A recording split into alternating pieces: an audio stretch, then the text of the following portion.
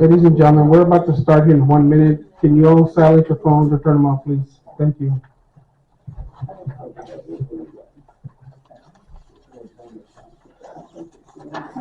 Hey there. I don't know if that's prettier than what you had suggested. Same. Yeah, okay. No, All right. unless something happens. Okay. All right. Hello.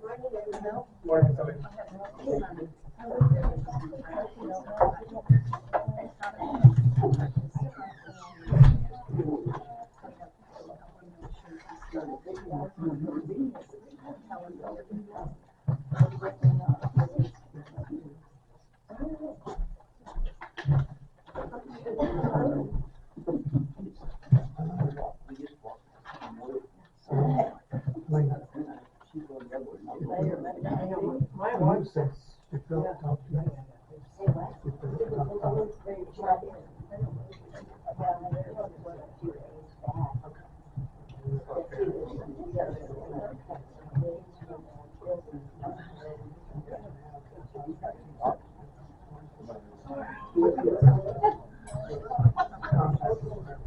Good morning, it's 9 o'clock and we're going to start our meeting now. Welcome to this month's board meeting. Can you hear me? Nobody's hollering. Can you hear me back there? Okay. Okay, good. All right, so we're going to call the meeting to order now. Let's do our moment of silence and our pledge of allegiance.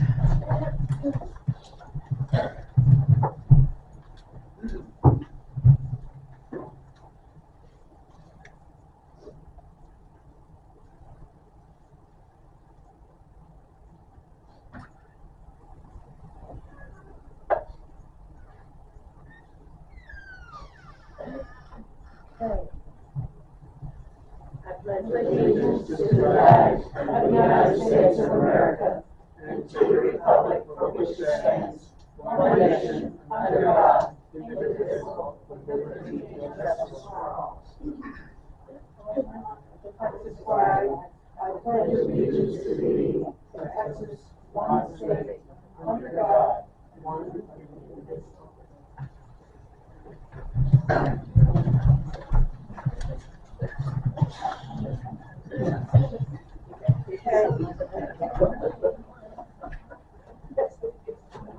Okay, our first order of business is to approve the minutes from the regular board meeting of January 21, 2023.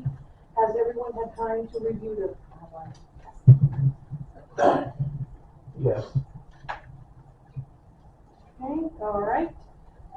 We need a motion to approve the minutes. Who would like to do that?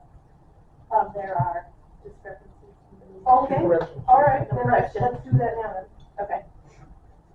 Under the community council report, the president is Barbara McFadden, not Kathy Worm. Wait a minute.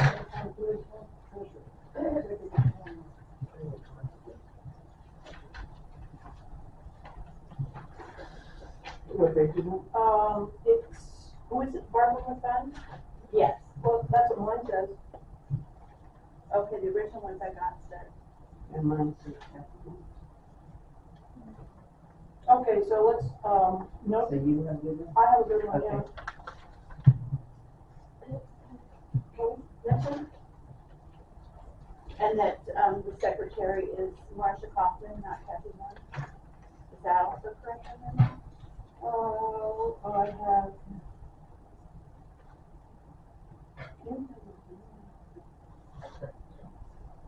And Farmer, That was president. well, this now says right here, says Kathy Worm is now president. Yeah, and that's what I see. And Barbara McFadden is the secretary. No, Barbara McFadden is the president, and, Kathy Worm has stepped off. Marcia Kaufman is secretary. All right. Okay.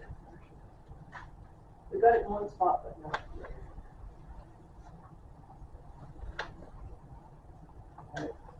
Okay.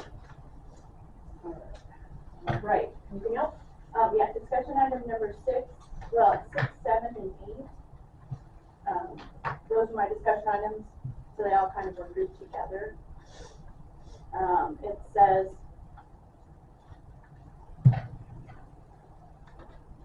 all it says is that he read a report about the par 3, Travis. I have the actual email. I'm gonna give it to You're you. gonna give it to Julie, okay. And the discussion was on, which I read, was on a process for maintaining and restoring the historical district and historical buildings. And this doesn't say anything about that. So 6, 7, and 8 are all your discussion items, and there's nothing here with that. Well, definitely not in the first section, in discussion 7, it says something about having a special meeting on the swim park, and we didn't have a special meeting.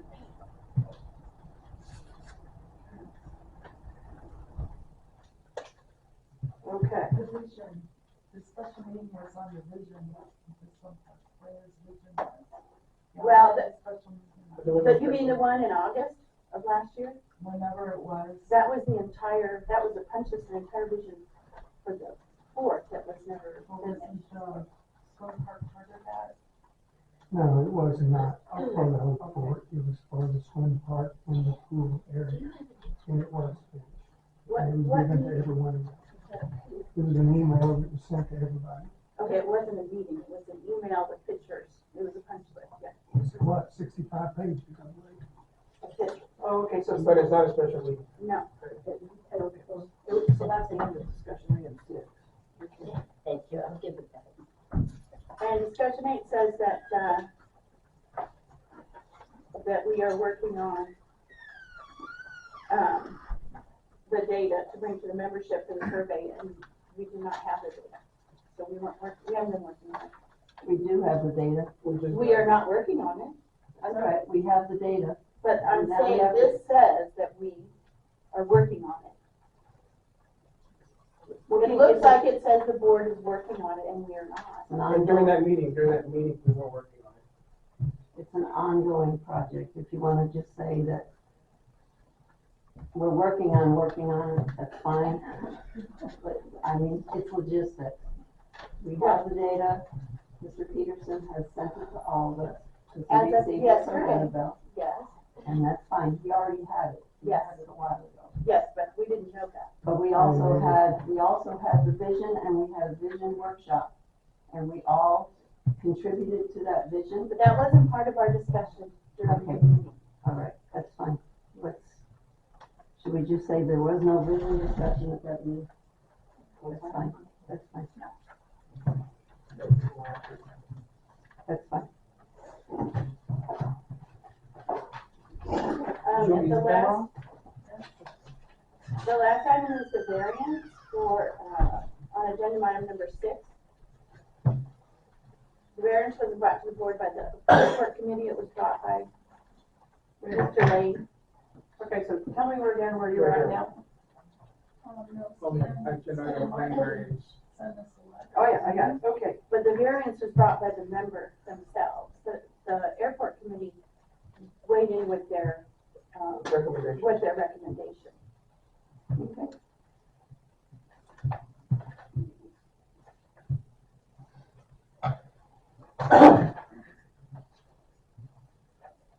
That was all I had.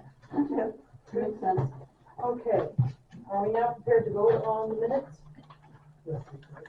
No, they have to be corrected. So we won't do it, we'll do it We'll do it next month. Or either once it's, Wonderful. once it's corrected. copy it's given to them. Okay, secretary's report?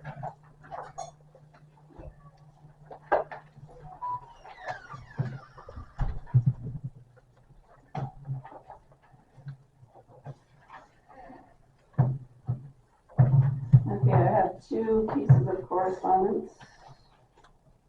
Actually, 3. Okay, the first one is to Travis Huey and Alan Peterson.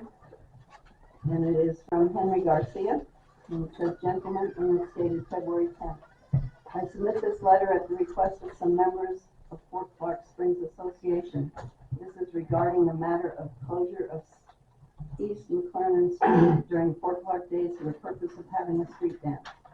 A week or so ago, I received a call from Ms. Bitters stating she was a member of 4 o'clock days committee. She asked for my thoughts on the proposed closure of above-mentioned street. I shared my concerns with having that part of the street closed, reason being there is only one way in and out of that section of the street. So in an emergency situation, there would be no way responders can get to tend to the emergency. Having explained the situation, I stated that I would not support the closure of that particular section. I also offered other alternatives. Let me just list some of my concerns. Only one way in and out for emergency vehicles, fire and ambulance.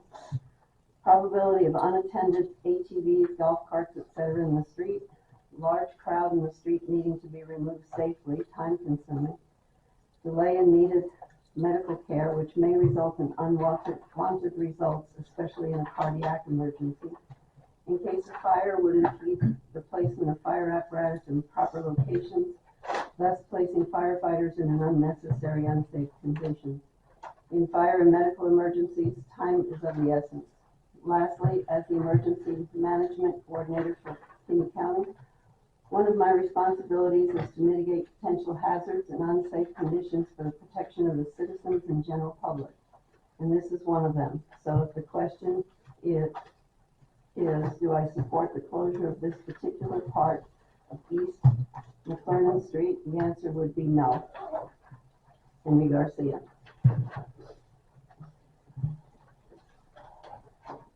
The second one is from the historic,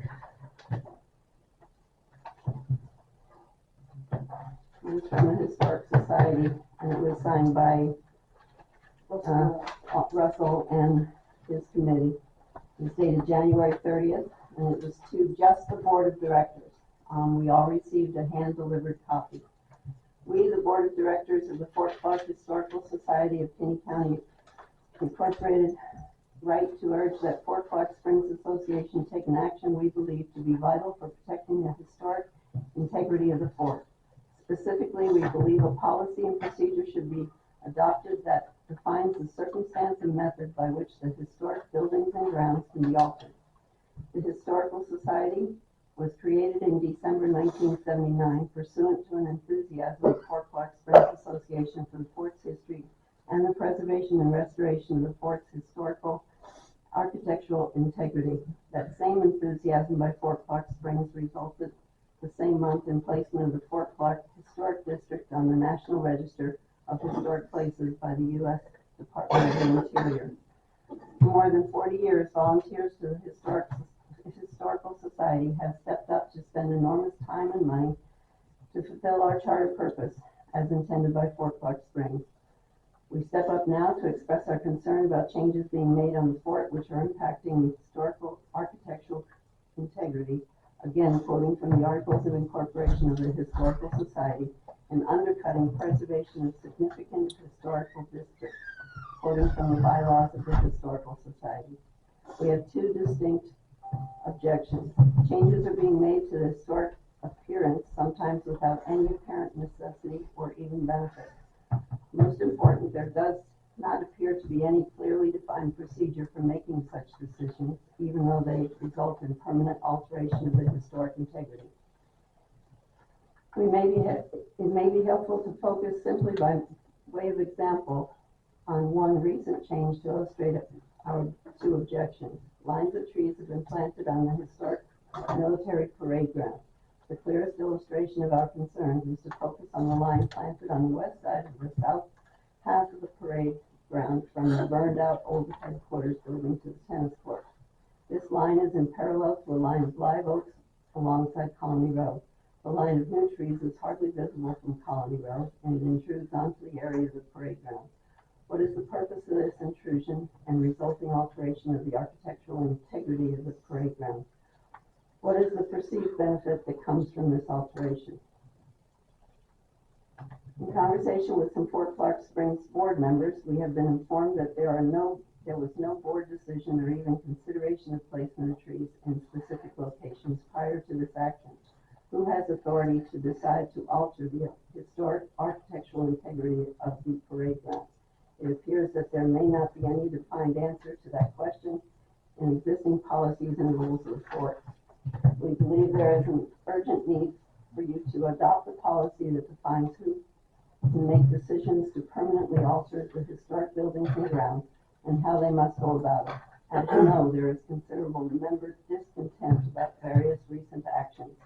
While there may be room for reasonable minds to differ about the merits of any particular change to the appearance of the fort, there can be no reasonable disagreement about the importance of defining clearly the process by which such alterations can or cannot happen. While it is inevitable that some changes will, on balance, be advisable, even though historic integrity is impacted, such determination should never be done unilaterally. At a minimum, coherent board decision is called for. Because preservation of the historic integrity of Fort Clark is squarely within the founding charge of the Historical Society, we urge that any policy procedure promulgated by you include a formal method for consultation with the Historical Society prior to board decision. And under certain circumstances, which should be clearly defined in policy procedure, we believe opportunity for member input should also be required. Example, by a town hall meeting. We stand ready to help in any way crafting the urgently needed policy procedure. Signed by Russell Knoll, Marilyn McNerlin, Bill Peake, Barbara Westbrook, Steve Giblin, H.N. Bitter, and Phil Coker.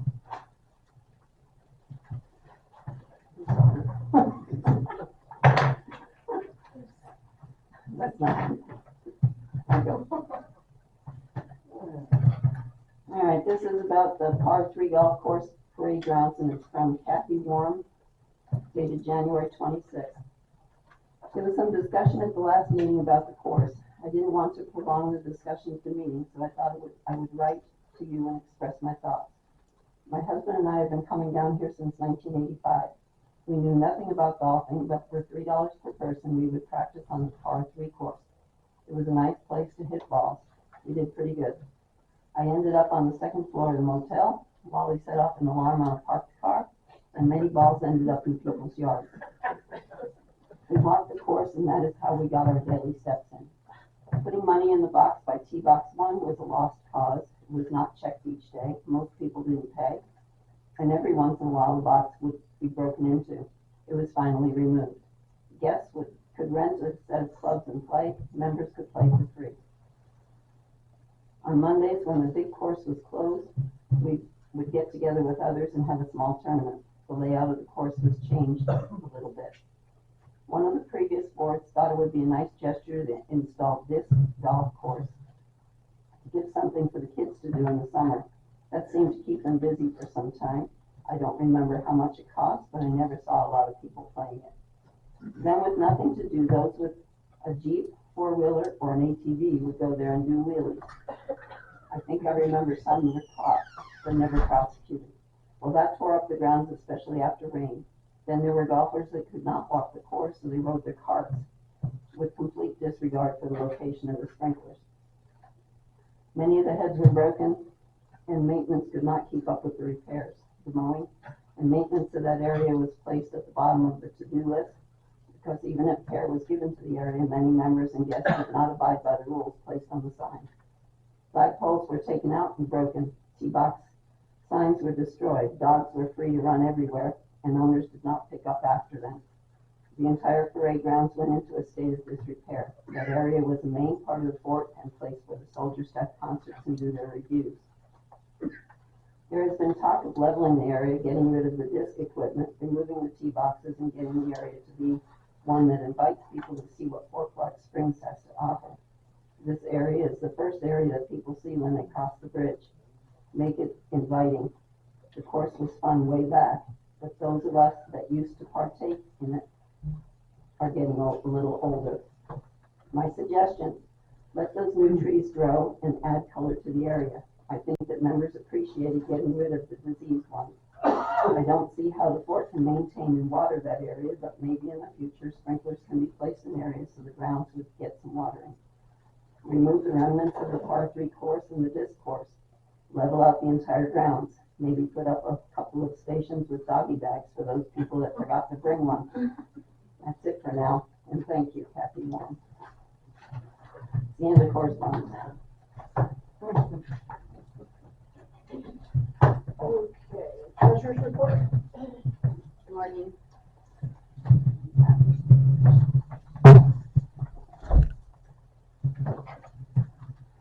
Okay, this report is for January. Our motel revenue is down from last year, but obviously we don't have the same DPS and others here, which is the reason why. Our revenue, so this month was $28,621. The RV revenue for this month was $24,271. Our total income for the month of January is $229,020. Our total expenses was $211,610, for a net income of $17,410. Year to date, our income is $853,268.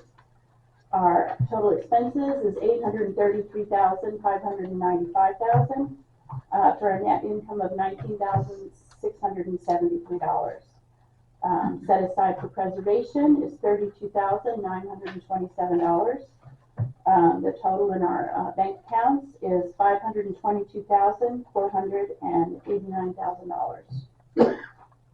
And from that restricted fund in the last month has been to finish the washer dryer install for the motel and work on the motel rooms. And that's all I have. Okay, the general manager's report? Okay, first I'm gonna go ahead and address some of the issues that already come up. For those interested, I did find a budget for our golf course and for the par 3 maintenance. It goes back to in 2001. The golf course in 2001 was budgeted for operations $157,961. In 2023 equivalent numbers, that's $266,954. Last year, our actual expenses was $154,390. The budget for the par 3 maintenance, 2001, $44,763. Today's equivalent would be $75,650. That's why the par 3 was decommissioned. Commissary street dance, which seems to be our newest time allotment for what I have to do. When originally asked, I stated it would not be done because, number one, it is across the horse farm. Anybody knows horses, loud noise would not be good for horses, especially young ones. The road is a dead end and there was no emergency access to residents. We obtained our beer and wine license for the butcher block. I was then told that the stable owners and residents in Unit 1 had been spoken to and they had no problem with having a band and street dance on McLaren Road. After checking with multiple stable owners and Unit 1 residents, they say they had not been spoken to regarding a street dance. I then spoke with Henry Garcia and presented him with the situation and he felt like it should not be held there. He provided a letter stating his position, which has just been read. I then contacted our insurance agent regarding his position, and although he did provide us a special event policy, he provided the following. While special event liability policy is available, which should be purchased by Fort Park Days Committee anyway, that does not protect from the failure of insured to meet any safety codes, fire codes, or ordinances with respect to ingress or egress accessibility, lighting, directions, signs, or displays related to premises emergency exits. I feel like this is adequate risk assessment as stated by a board member that placed this as well as the fact that many facts were misrepresented. I recommend that the dance is not held in front of the commissary. My job is to give the board information in order to make decisions for the best interests of Fort Park Springs Association, not individuals, committees, or special interests. This is made harder by committees or individuals that feel like they are special, or as was stated many times in the last 2 years, well, it's never been enforced before. Or one of my favorite, we've never been sued for this before. When I came here, FCSA has multiple claims or litigations in recent history. Because of our multiple claims, we are unable to get insurance and we're in a high-risk pool. We are now getting to the point that because of low loss runs, actually no losses in the last 2.5 years in recent history, we can actually send out a proper RFP, which is a request for proposal, and possibly get more affordable insurance. We have taken many steps to alleviate risk, gates on the trail, dangerous steps being reconstructed in the motel buildings, and steps to the pool being removed, as well as implementing procedures in the hunt, security, and maintenance. The question is historic. What is historic? Where is our 5-year, 10-year, or any plan of operation for improvement to our properties or grounds? How is it going to be paid for? History of the FCSA is it actually sold to historic buildings to private individuals.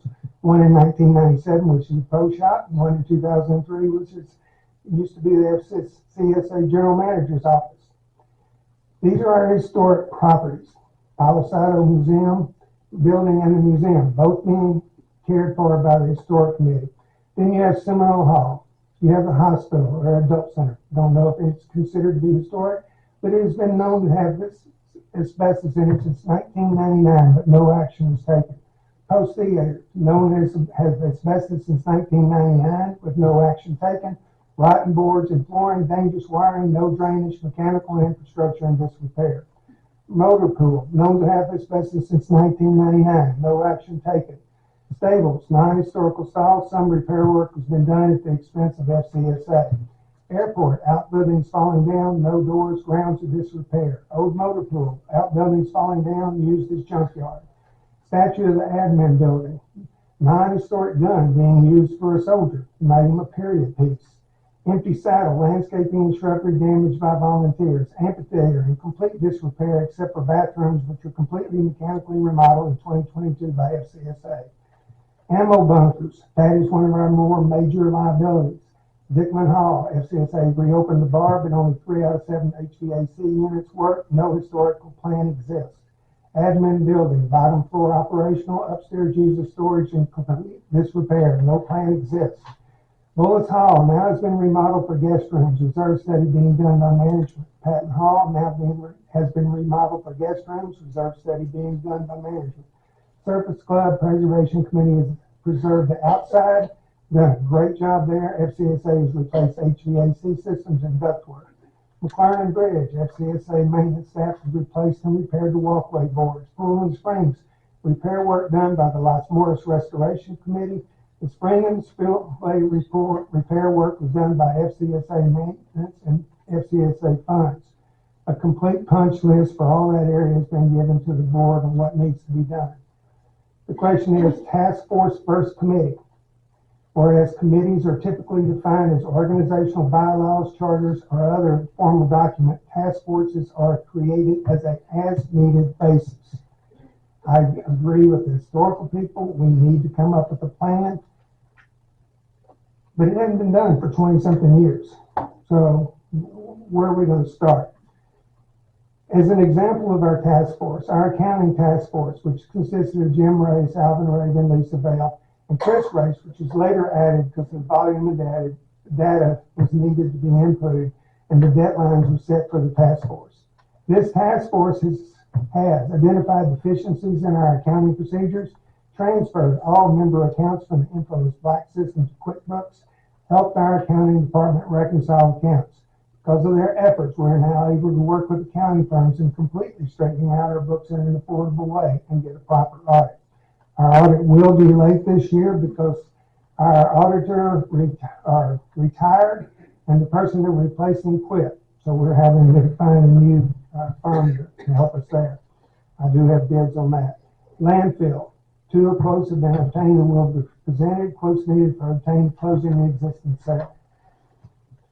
Like I said, in accounting, because our previous accounting retired and replacement quit, we're having to locate a new accounting firm to do our audit. Our firm in Uvalde cannot get it done until June. I now have quotes from another firm that wanted to do our accounting, also do our audit. They have interviewed and information has been provided to the board. The motel, because of the new laundry equipment, we are now able to progress in upgrading our linen and room presentation.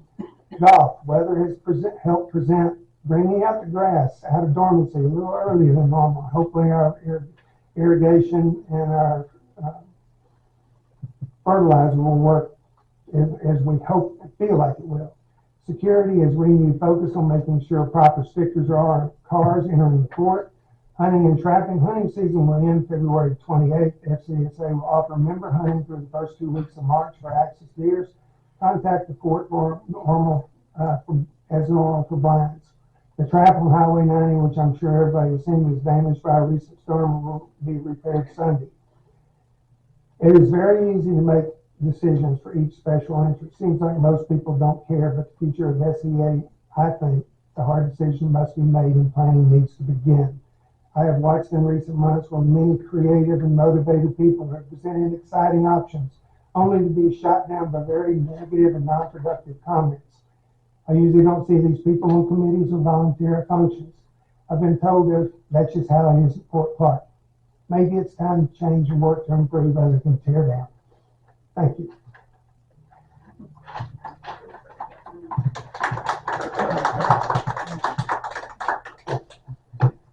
Okay, committee I reports. have a question. Yeah, so has the antenna been put up for the security radios? Do what? The antenna been put up? The weather forbidden him from getting up there that day. I couldn't hear the question. The question was, we're supposed to have an antenna put up on the water tower for the security to have radios. Last month it was gonna be put on the Thursday after the meeting, but a whole month's gone by and the weather has prevented it from doing it. Okay. That's what the person told Mr. Peterson. What's that? Nothing weird. Okay, airport committee? Do we have a report for the airport committee? Yes. First one.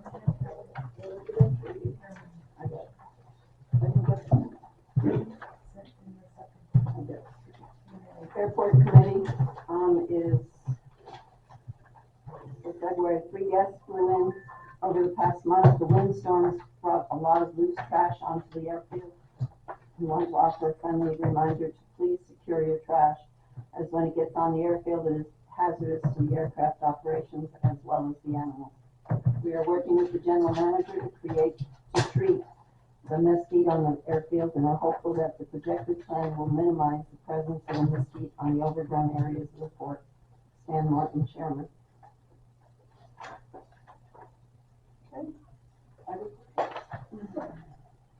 Architectural. Architectural committee. I don't have a report to find.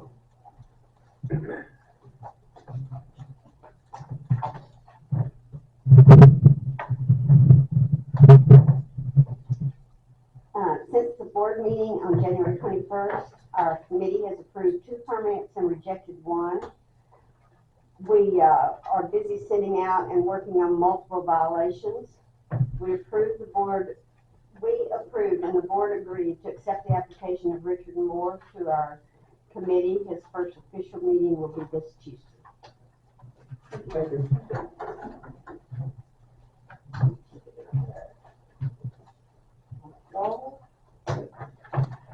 The golf committee, this is from Katie Brown. The golf committee spent $700 in the last month on fertilizer for the golf course. Currently, the committee is going out for sponsors for the 34th Les Morris Golf Tournament. We welcome volunteers in various capacities, anyone wanting to have a fun weekend meeting, lots of nice people from many areas. Please step up and volunteer. We will also be asking for people to provide desserts for the meal following play on Saturday night, March 18th. This event provides the two scholarships for the ISD seniors, so please consider helping out if you can. The end of the month scramble will be February 24th, weather permitting. Respectfully submitted, Katie Brown. Preservation?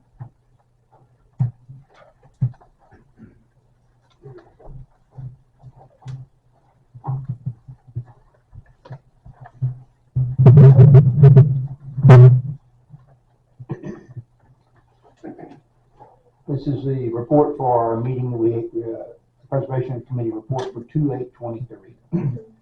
The committee meeting was dominated almost completely by discussion on post-theater repairs, the good and the bad. On the good side, the firehouse gang has come upon a pair of beautiful solid core doors that came from the remodeling of the Kenny County Courthouse. These doors are huge, 36 inches by 83 inches. They can be cut down and retrofitted with a heavy-duty frame to hold them, but it will save us some money with the price of lumber today. On the bad side, MK is having a hard time finding electrical heavy-duty sockets to match those. These are light sockets to match those that were used 50 years ago. The two sign guys in Del Rio had never seen anything like them.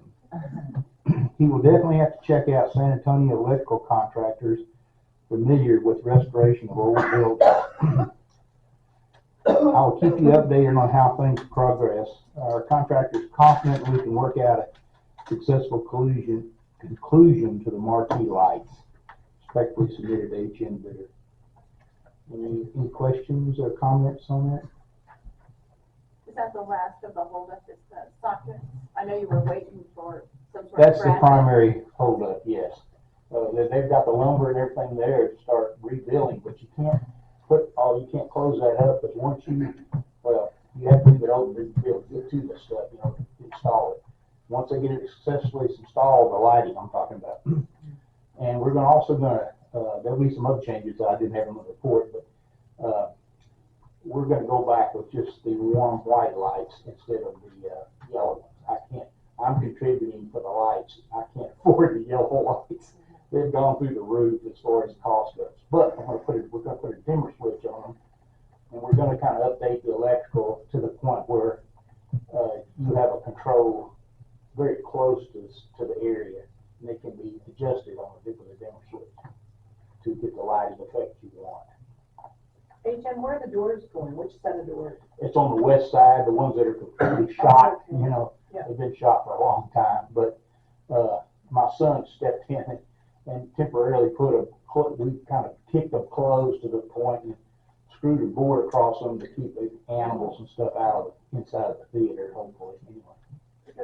But that's where we are right now. Thank you. Recycling.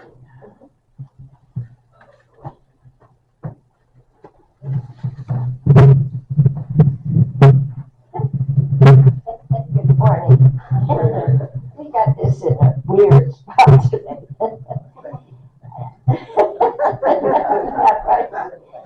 Well, the good news is we repaired the forklift. We had Reno's Rentals mechanics took care of that. Four leaks. The pins, the forklift was sliding, so we got pins in that. They took care, what did we get? 3 cylinders. I don't know about machines, so 3 cylinders, and replaced a hose, and that took care of the leaks, the 4 leaks. Okay. The cost was $37.89 and 98 cents, and we're so grateful to John Wiley, who gave us $2,000 to cut that price. The Fort then only paid $17.89 and 98 cents.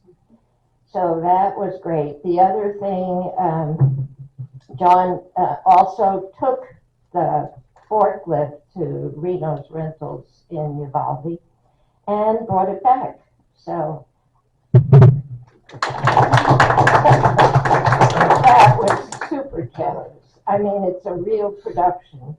I watched it. It probably took an hour to get the forklift on the trailer and make it safe to drive. So the next thing, okay, we'll probably be able to ship in maybe a couple of weeks, because we have now 25 full boxes that we need to get rid of soon. And but we have to wait until we get 40. So, and then we've got 5 bales of plastic ready to go too. So hopefully that's going to happen in the next couple of weeks. We'll see. Of course, we always encourage more people to recycle, so we get this stuff done. Okay, the next problem is when we buy a baler, I have the funds for that, so it's not going to be part of the court's bills.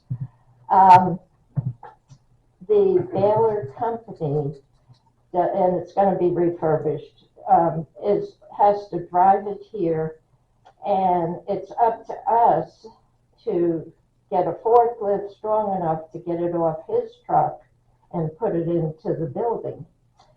So it turns out that the forklift that we have is not feasible to lift 5,000 pounds, which is what the baler is. So to get it off the 18-wheeler, we need a different forklift.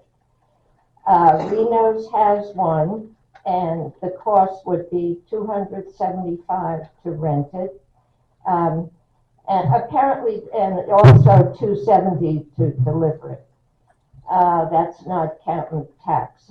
And I'm gonna, again, go to community council for the tax-free 501c3, which, by the way, we saved $313 on the forklift charge because it was no tax. We also saved $29 tax-free for our new pallet jack. So thank you, community council. Okay, so the problem is us getting the baler out of the 18-wheeler that comes. Our forklift has what I learned as pneumatic tires, which means you put air into our tires. It's not strong enough to lift 5,000 pounds, so we have to rent this thing that has tires that look like rock. I mean, I saw one and it's like no air, but it's strong enough to lift that kind of a thing. So that price will come from the award that I have to pay for the baler. So that's not going to be on the port, the $600.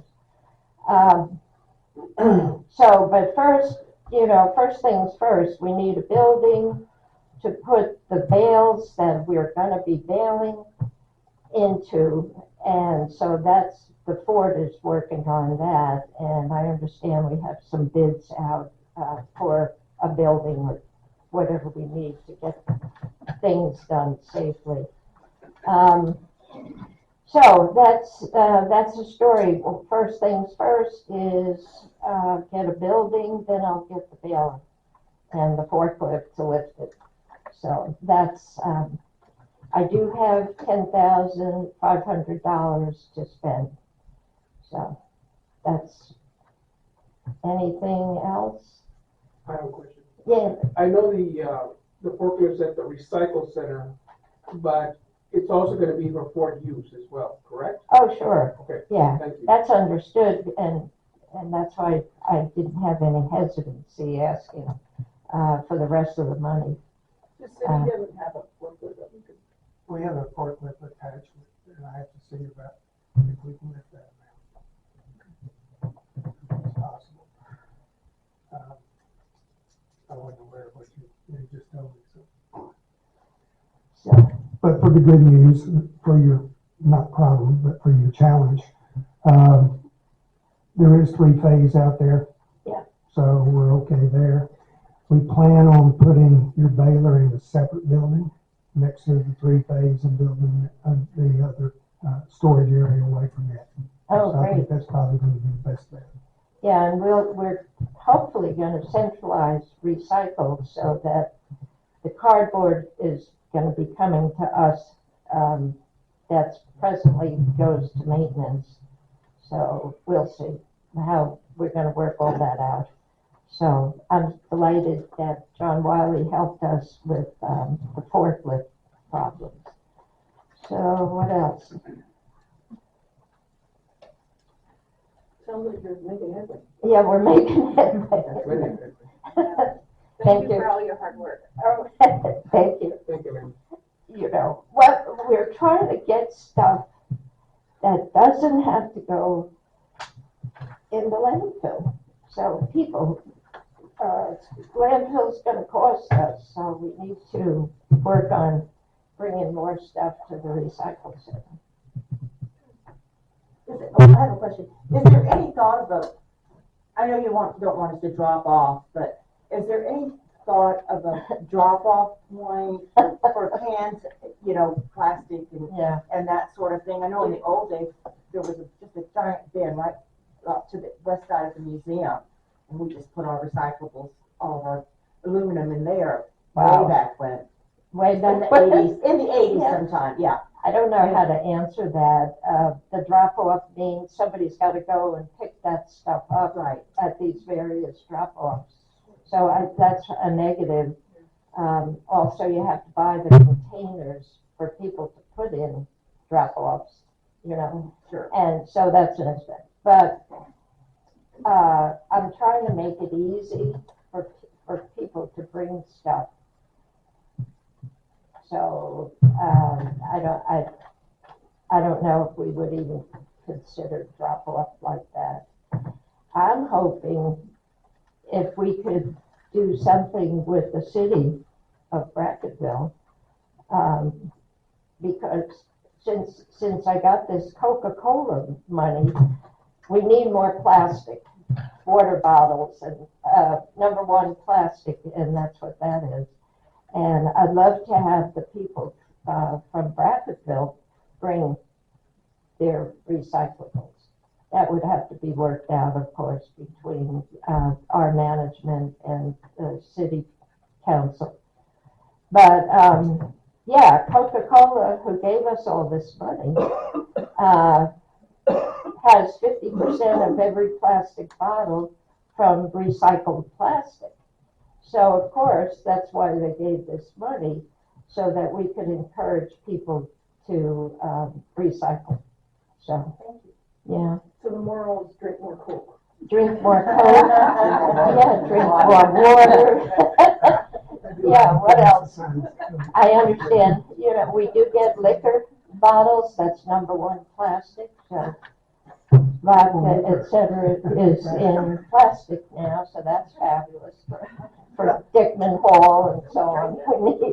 We need extra drinking. We always need to stay hydrated. Just out of curiosity, does the bar, all the plastic bottles of the bar go to recycle? Probably not. Probably not, yeah. That would help. Yeah, we should. We should figure that out better.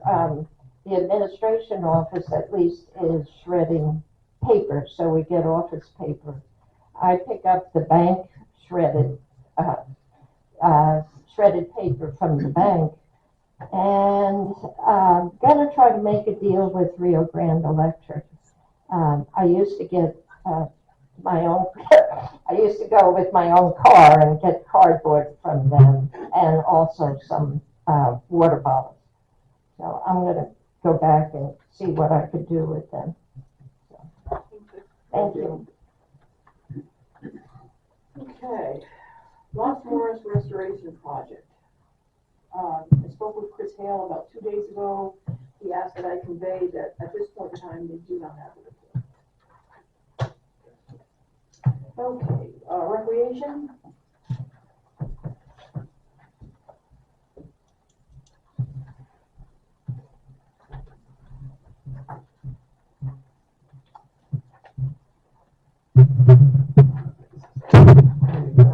The Recreation and Wellness Committee will be available with a booth at Fort Park Days. We're going to be selling hot dogs, and we encourage everyone to please buy hot dogs from us. We get to keep our money that we make, and then we can do something more for recreation and wellness on Fort. We'll also be available to do the concessions for the movie that we're having during Fort Clark Days. And we're looking forward to doing that and seeing everybody show up for a great movie. I want to thank Marilyn Huber, who is, she's here during the winter time. She has donated a big stack of, I don't know what to call them, DVDs. And so we can start our exercise program with people at the fitness center. We met with Mr. Peterson about providing a larger screen where we could project the DVDs on, and he has agreed to do that, and also a DVD player. You have it? Okay, Julie has it. That's great news. So what we're going to try, that is how we're going to start out with our exercise program.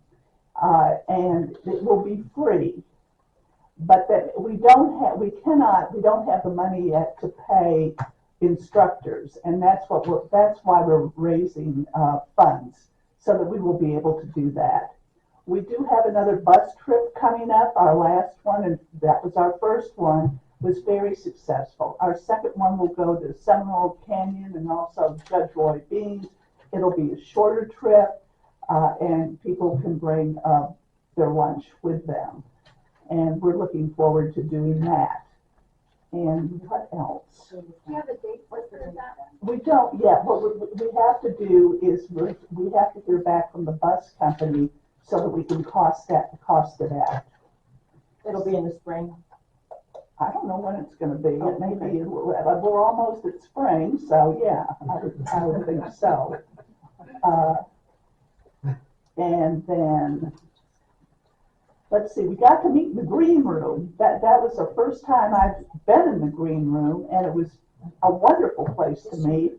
And I hope I'm not stepping on any toes of people who are golfers, but I mean, it was just fabulous to meet there.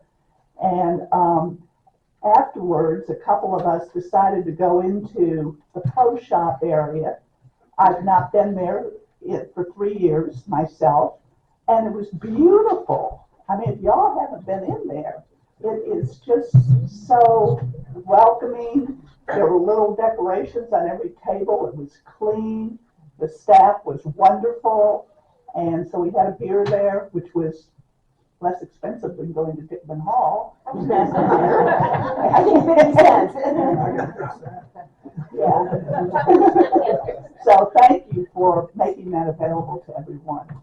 Also, I want to thank Ms. Peterson. I want to thank you for meeting with us. We found you very easy to work with this committee. It's been very helpful to us with your open door policy. Okay, thank you. Thank you. And last but not least, the election committee. Can we defer to the agenda item? Yeah. Oh, absolutely, if that's what you'd like to do, sure. Okay. It's on here? Yeah. Oh, yeah, okay. All right, now, community council.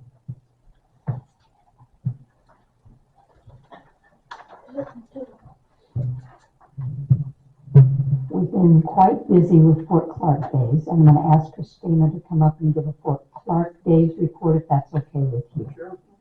But at our last meeting, it was primarily a very short business meeting. We adjourned and turned the meeting over to Allison Watkinson, who had the forum, and there were 26 people signed up. I don't know, it seemed like there were more people in the room, but 26 people signed up, and I thought it was very informative. Now can I turn it over to Christina now? Thank you.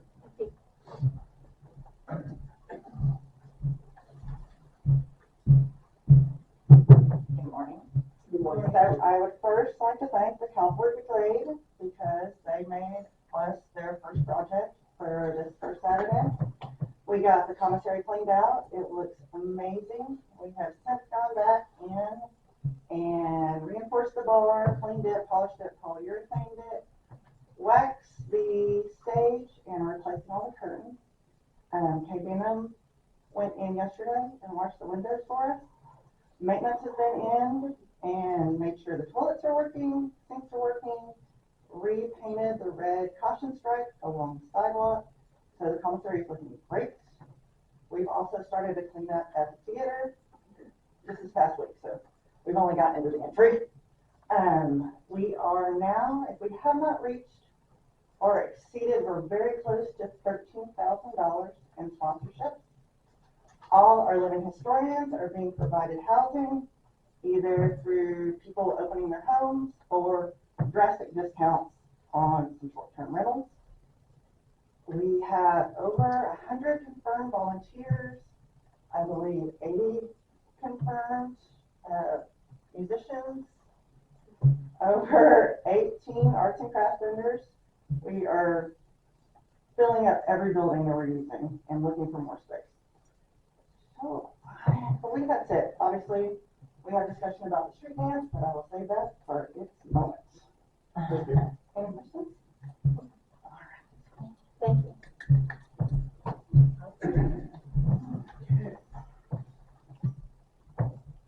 Okay, we're going to pass over old unfinished business. That's not to be discussed today. We have had 2 email votes electronically amongst the board. The first one was approval to pay renewal of general liability insurance. And the second one was the approval of new architectural committee member Richard Moore. Does anybody have anything they want to discuss on that, or we're all set? You may want to enlighten people why we're renewing our liability insurance in the middle of our policy. This is because one of our insurance policies dropped this last year, and we had to renegotiate in the middle of the year. So this was renewing a new policy in the middle of the year, but it's still a yearly renewal, so that's why we had to do it this time. Any questions? Okay, we're moving on to discussion items. Number 1, develop a process, a policy for changes, alteration of historical and common property. And,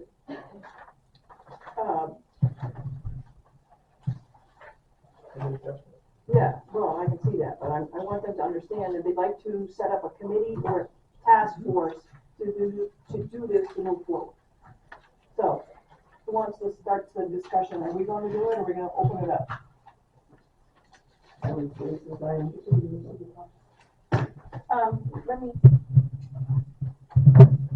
me start by saying that, yeah, this is my agenda item, and I think it's really important that we come up with a process, just like we do for, people have to get a permit for doing doing work on their house on the outside. So I believe it's important to have a process to, when we work in the historical area on historical buildings, the pool, par 3, all of those areas.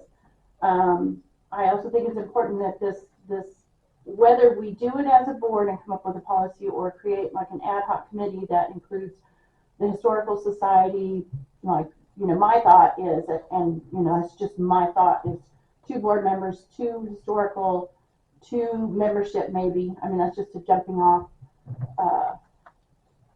point, but I think that this is something that we need, and it's important to preserve our grounds. So, anybody else here anything to say? Well, as I said, I don't think we just need a committee. I think we need to set what is historical and do a plan for every one of the things that you think is historical. Whether you're going to build it into something or going to sit there and let it sit empty for another 20 years. It has to be addressed. And every one of them has to be addressed with the reserve study, figuring out exactly what it's going to take to do it, what your vision of it is, and what can be done. I mean, we're sitting there flying blind as far as what's out there. Well, we know what's out there, we just don't know what we're going to do with it. So we have to decide somewhere. Are we talking just the plaque buildings or all of them? I'm talking all of them. You have a historic district, you need to decide what's going to be protected and what you're going to do with everything in the historic district. I went over every building we have that would be considered in there. There's not a plan for any of them. We need one. I agree that we need a plan. I think that if we go down this route, which I think is a good idea, I think the most important aspect of this is that things are reviewed before things are changed. That's the most important part of it.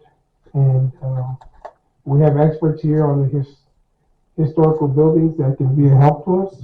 and we can review with them as well before any major changes are made. Just 1 second.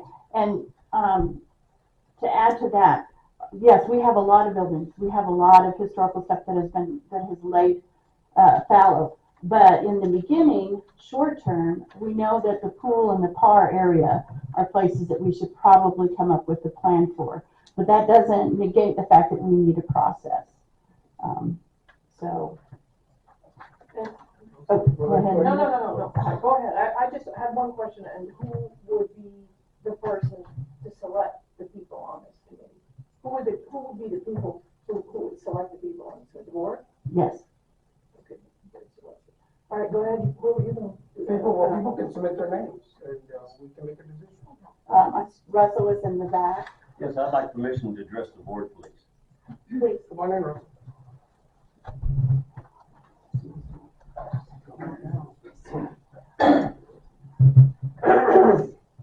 Thank you for the time to hear me out on this.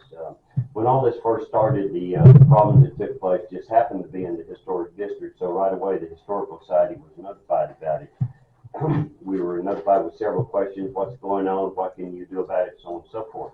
So I started taking the time to research and see where we're at, what kind of documents we had, what was in place on that, and what the historical value was. The first thing I looked into was the Historical Society itself. Historical Society was established in 1979 by the association to maintain the integrity of the historic district. Absolutely zero policing powers, none, zero. They can only make recommendations. The next thing I looked at was preservation and restoration, established in 1998 by resolution by the association, and that was a joint venture between the Historical Society and the Fort Clark Springs Association. Their purpose was to restore the buildings in a historic manner and to maintain them, to keep them up. No policing policy whatsoever, zero, strictly work done. The next one I went and looked at was the Architects Committee. I started searching in the office for a resolution that established it. Come to find out, I had totally overlooked it. It's actually in the Declaration of Protected Covenants. Every one of the Declaration of Protected Covenants units, it seems to have a little bit different language of what the Architects Committee can do, which that astounded me. That absolutely blew me away, because it should have been the same, regardless of what their CC&Rs was. Their responsibility should have been the same. Now, as a member of the association, if you're going to do anything to your property, you have to have a written process that goes to the Architect Committee, presented to them in plans, details, what you're going to do, how you're going to do it, who's going to do it. Those plans are reviewed. If they agree with the CC&Rs, if they agree with the aesthetics of the neighborhood, they're okay. Now, if for some reason or another your plan that you're going to do encroaches over in the association property, you ask for a variance. The Architectural Committee has no value of policing authority over the variance. That has to go before the board, because the important reason is that's association property. That is every person in this room's property that we're talking about, not an individual's property, association property.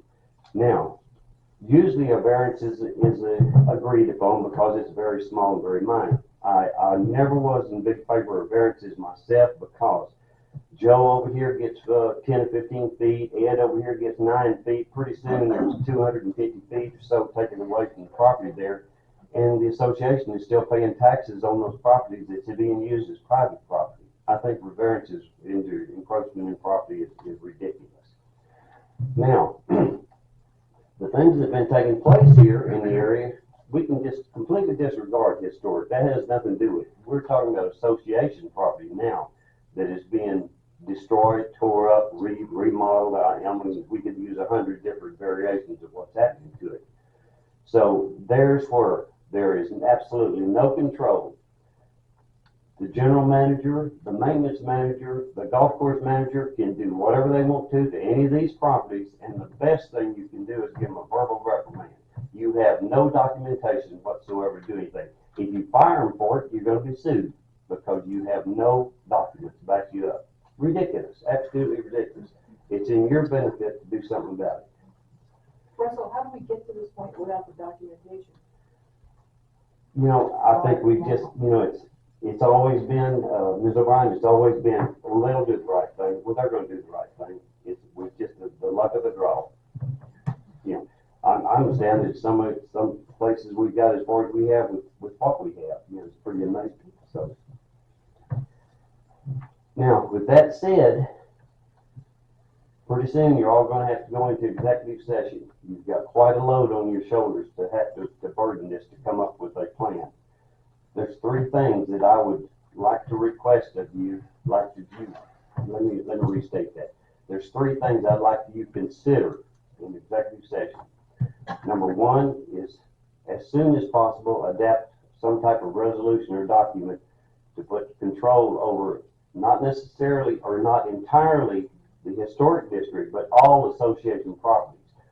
No management, board member, anybody can do anything to association property unless there's a policy in place to do it. Now, number two is halt all work in the historic district and association property until such program is adapted. Let's see, I had number three. Number three, the big concern to us right now is 19 trees planted on the west side of the park on the parade ground over there. Those 19 trees are just absolutely worthless where they are. I would like you to seriously consider finding a better location for those. We've been driving around the fort. There's 100 different places where those trees can be of more value where they're at over there.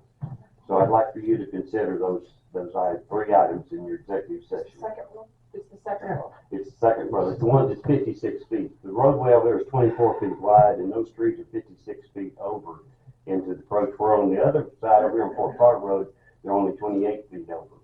Measured them with my tape. I know, not speaking from looking out the car window. Now, when you go into executive session, you got a big load on your shoulders. This is a big decision you're going to make.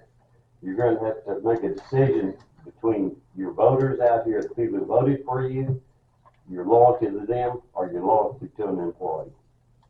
So please, make a good decision. Thank you. Russell, just real quick, it's a total of 19 trees There's that you think 19. that you believe that are out of place. In my opinion, my personal opinion, I'm not speaking for anybody else. In my opinion, there's 19 trees that's worthless in there where they're at. I mean, there's a lot of better other places they could be put, in my opinion. Anybody else? Thank you. Thank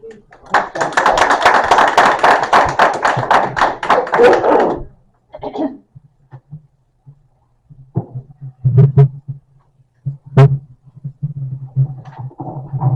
Hi, I'm Elizabeth Hodges, and I have been a member in good standing off and on since 2004, and we've been back here since 2017. And we came back to this fort after being in where everyone wants to live is the Texas Hill Country. And we love this place so much that we came back here. And so know that there's a lot of passion in what I'm about to say, because we love the people and we love this place. So my first question is to the board only, and I'd like for each one of you to answer it individually. Who made the decision to use heavy equipment and bulldoze the parade ground? Ms. Rice? Mr. Peterson, that's his purview. Mr. Peterson? Mr. Peterson, sir. Thank you. And this is a question to Mr. Peterson. Who is the person responsible for the ultimate supervision of work on the parade ground that has caused scarring and has created roads? That would be me. Thank you.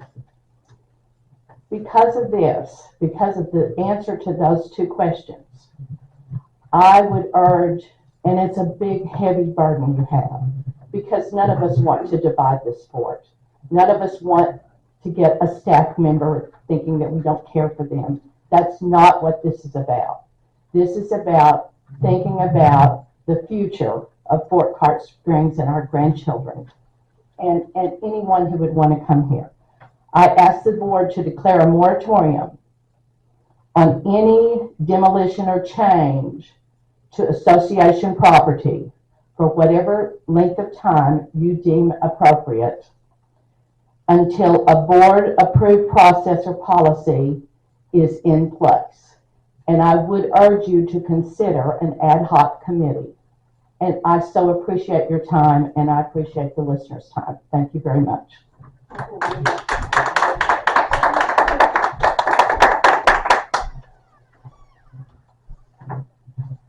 Sandy?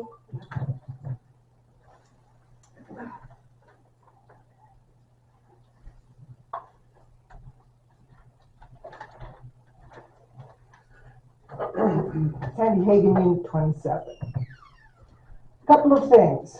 I agree, we need a plan. Our historical buildings are important to us, there's no doubt. But we have other issues that have to be taken care of as well. Not all of us came here because of the historical buildings. There are members that find that really cool to live around, but we're not here for that reason. So there are different opinions out there. I agree, we should tackle the actual designated areas first. Those buildings that actually have been designated as historical by both either the county or the state themselves, that we have to protect. Then we need to identify those areas that are not designated, and those should be our second concern. As far as the parade ground, I'm a little confused about the historical part of this. Number one, I think the Historical Society really should have been concerned about the integrity of the historical, yeah, maybe even hysterical value of the parade ground when they, or whoever, decades ago, allowed the par 3 to be constructed there. The par 3 changed the parade grounds. If we take out the mounds and we fix those parts of those things, that just restores it to the flat area it was before. So this concern about removing a mound to get dirt to plant trees doesn't make any sense to me. Okay, because if we were concerned about the historical value of that playground, then we should never have allowed the par 3 to be constructed there. At that point, I think Historical Society kind of lost its control of that. I do agree we need to take care of our common property and that we should have a plan. Now, our governing documents actually say that we cannot sell or lease or build or do anything on common property without the voters being involved in this. But there are certain types of things that need to be done on our common property that we can't wait for policy to be put together on it. Those are emergency efforts, trees coming down, other storm damage, floods, whatever. We need to come up with a good policy, but we can't abandon our care of those properties waiting for a policy. Okay? There are some things. And by our governing documents, Alan really is the person that determines this. This is the daily operations of the fort. Yes. And actually, I think the trees are going to help that because right now it looks terrible. Now, I don't quite understand. There may be a problem with some trees being too close to the road as far as getting sufficient water or the heat from the asphalt. But I don't think trees are going to devalue that area. I think they're going to actually make it look better. So anyway, my thoughts. Personally, mine. Thank you. That disturbs me that the gentleman that brought this up just left when the rest of this discussion is happening. So, sorry. I have something to say. We have. Sorry, did Betty go? Okay, sorry, you can go first. Okay. Can I add something to that? He's involved in the auction in Fort Clark Days, so I don't believe it's related to. Also, people can come and go. That's fine. That's fine. There's no restriction to stay here. I stand corrected.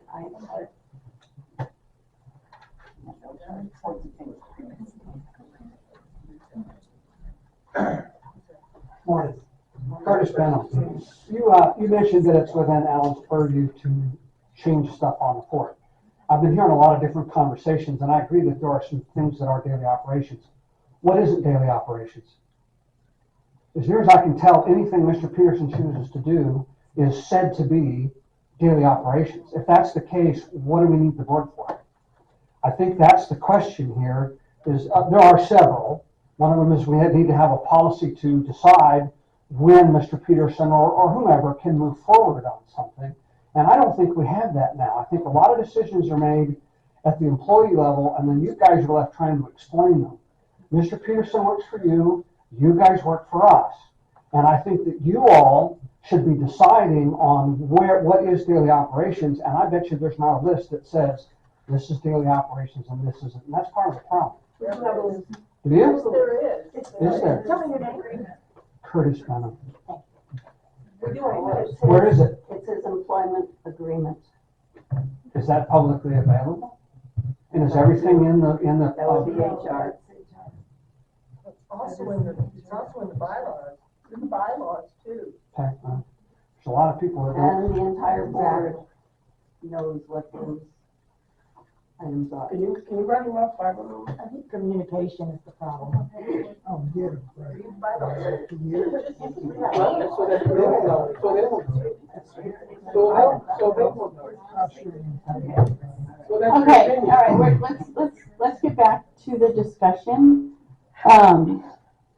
Did you have anything else? I think that the board should be in charge of some process that says that if work is going to be done or if a change is going to be made to what is considered a historic area, that there's at least communication between Mr. Peterson and the board, and then at some point, a decision has to be made at what level the community is going to be involved in. Because things are happening that the community is finding out after the fact. Oh, gee, somebody just took a bulldozer and tore up a bunch of stuff. Now, I understand that in the case of some of the tee boxes, there was an email that went to the board that said we're doing this in order to get get some dirt for the trees. Correct. Fine, but the scope of that work seems to have gone far beyond what that original email that even Travis or Director Huey mentioned. The things that were, he was at. no, you want to ask something. The things that were taken out were exactly circled, exactly the ones that came out. No difference, nothing else. So far, but it's been put out that the whole part 3 stuff, the whole part 3s are coming away. So I don't think that was ever communicated. I haven't said that. You went to a men's coffee and said that you were getting rid of the par 3s. You were asked about that. That's what started with that. I think I said it would be a good idea. No, sir. You said it was a defined. I was there. So were there other people, and they said that's not what I said. I don't know that we've had that discussion with other people, but that's what I heard. There were about 10 people there. Yeah. And they all apologized for me for your diatribe the last time you spoke, because that's not what I said. It is what you said. You said that it was coming out, we couldn't afford it. You threw a number out of $100,000. Now the number's $70,000, but it was $40,000. So there's an awful lot of information being thrown around here, and part of that is caused, I think, by the fact that the board. Point of order. Nobody gets up to the mic and just goes on their own personal thing with the general manager or anybody else on this board. Oh, please. Everybody does. Everybody has. You've got a period to express your own opinion. I get to express an opinion. You express it to the whole board. You called me on this back a couple months ago, Curtis, and said, well, don't take out my sister on the board. I've never said that. You need to talk to the whole board, and now you are doing it with Mr. Peterson. I asked a question. He responded. I get to talk to him. Okay? Do not get to talk to him if they don't want you to, because this is a board meeting and you are allowed to sit in and listen. And I was recognized, and I That is it. was recognized by the board. Let's just take this down. This is a board meeting, and it is our decision. Are you almost through with what you have to say? Yes, before I was interrupted in several areas, yes. I'm trying to keep it short. If you don't, you'll be sitting down. I'm trying to keep it short, but I keep getting engaged when everybody else that was up here was allowed to say their piece and sit down. Yeah, but they don't get I as forceful as you think have. I'm direct. I think that the board should come up with a committee that establishes a process that allows for this to happen. If a change needs to be made, and I've said before, it may be that the right decision is to remove the Part 3. But I don't believe anybody on the board was involved in that decision. And because it's in a historic area and there's a lot of passion about those types of things, I think there needs to be a process. So I'm in support of a process, a policy with the board, not with board employees. It has to be at your level.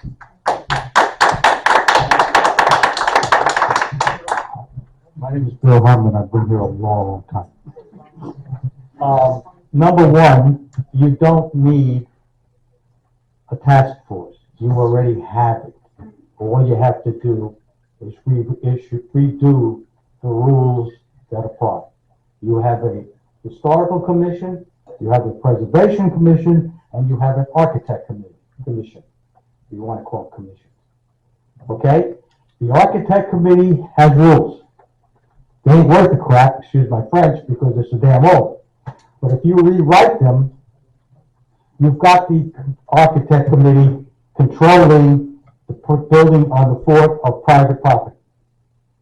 Preservation controls, what do you call it, the plaque property. On the outside. On the outside, right, exactly. And you have the Fort Clark Historical Commission, who can be in charge of the historical stuff. So what do you need a commission for? What do you need anybody for? You just gotta straighten out the rules that exist, period. That's it. Thank you. Anybody else?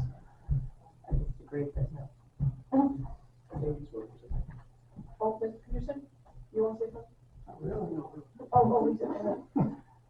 I would just like to say, I think we're losing sight of, this isn't about, to me, it's not about what's been done or not done, but that it's obvious that we need a process. And as to speak to daily operations, and we do need to define it, because my understanding and the definition of is the day-to-day operations, which is, renting out the motel, taking care of the grounds, regular maintenance, but anything that comes as a complete overhaul, anything that's a project that doesn't fall into the daily duties are not daily operations. And there should be a discussion. There is no discussion. Maybe there needs to be, the daily operations just need to be redefined if they're in It's an employment agreement. Yes. The employment agreement does not trump our documentation. It doesn't trump the fact that ultimately, in the declaration, the board is given the responsibility of the grounds, of all of the grounds, because the members own the grounds, and we represent the membership. So ultimately, it is our responsibility. I don't want to micromanage Mr. Peterson. I have other things I want to do, but when it comes to fundamental changes at the pool, at the Par 3, there needs to be a discussion. Can we move forward with it? Can we afford to keep it like it is? We forget that we have 3 eras, historical, from the fort, from Brown and Root, which I'm not sure, but they may have been the ones to put in the Par 3 before Fort Clark Springs Association even came into existence. So to put that out in the Historical Society, is a misnomer. So we have different histories. Which one are we going to take it to? How are we going to maintain it? The conversation needs to be had. I'm not talking about stopping daily maintenance, issues that come up, but we have to have a process going forward, because the pool needs to be taken care of before we open in the spring. And we really need to do something with the Par 3 because it's the first thing everybody sees. And we have to discuss on what we can afford at this point. So that's all I have to say, other than I think, whether it's a committee, or the board that comes up with the process, it needs to happen. Well, I'd like to see the board come up with a process, because we don't need another committee. I do think we need input from historical. Well, they can, certainly, but they can be part of the discussion. Yes.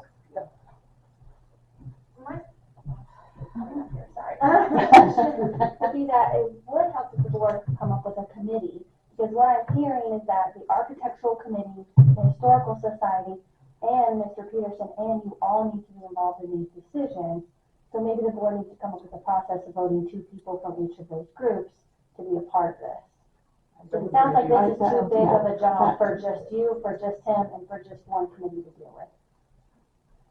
Thank you. I appreciate that.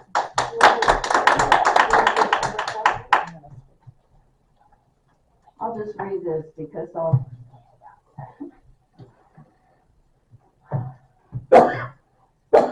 All right, this is my opinion. A task force is under the EO's purview and works directly with him. We do not need another board committee circumventing the EO. Committees have repeatedly tried to run the fort and failed. There's evidence in the files all over the place. The board and its committees are not supposed to run the fort, unlike what I've heard come from the audience when I was in various meetings, that the board should run the fort. No, that is not our job. We are not to run the fort. We are to make sure it's run well, but we are not to run it. It's in our code of ethics. And if anyone needs a copy of it, go to your declaration. There's a copy of it in your declaration. It's in the bylaws. It's in your bylaws also, yes. We are to ensure that the association is well managed, not to manage the association as a board. We have many talented, knowledgeable, and energetic people on the fort. I mean, obviously, you're very passionate about what you do. Those talents are often wasted on special agendas and pet projects. The missing piece has been someone that sees and understands the big picture and how all the parts work together for the good of the fort, not just individual members. If we are working for the good of the fort, then we are ultimately working for the good of the members. Alan has filled that gap, and he has the expertise to do it, so let him do his job. That's my opinion. We can. I will say something. I was not aware that adding another row of trees would be such a problem. Mainly because of the fact that the hole sat out there for 2 months before anybody said anything. So I sort of assumed that, okay, a tree on the square will look good. The reason I did the second row is because if you look at the first row, they're dying. And I don't think they're going to last another 10 years. The trees that are going in will be there 20 years to 100 years from now. That's why it was done. And no comment was made by anybody for the 3 weeks, the 4 weeks that the holes were already drilled before we planted them, or now since the 5 weeks since they've been there. So, it's a matter of, I made a decision. And if I need to take out 19 trees to make everybody happy, that's fine. But, that's just something, if you have something to say, and the person that made this statement had no problem coming into my office for the last 2.5 years until this came up. And he has not even contacted me. He didn't say a word. He basically did everything behind the scenes. And I have no problem talking to those people that come in there. So we can take the trees out. That's not an issue. I have 19 places I can put them. It's not a good time to do it, but it can be done. Like the approach. When you got caught and stuff.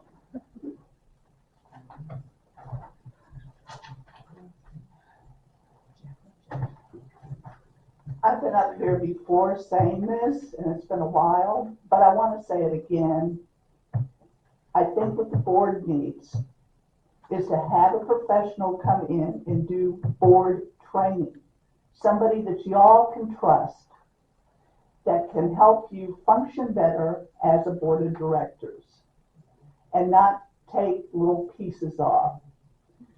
What I also see going on is bullying Mr. Peterson, and that's being done by a number of members and also some board members. You need to get over it. If he walks, I don't know who we're going to get to replace him. He's not a misogynist, as some of you have called him. You look. Why are you looking at me? Because you would want. And you pointed at me, why?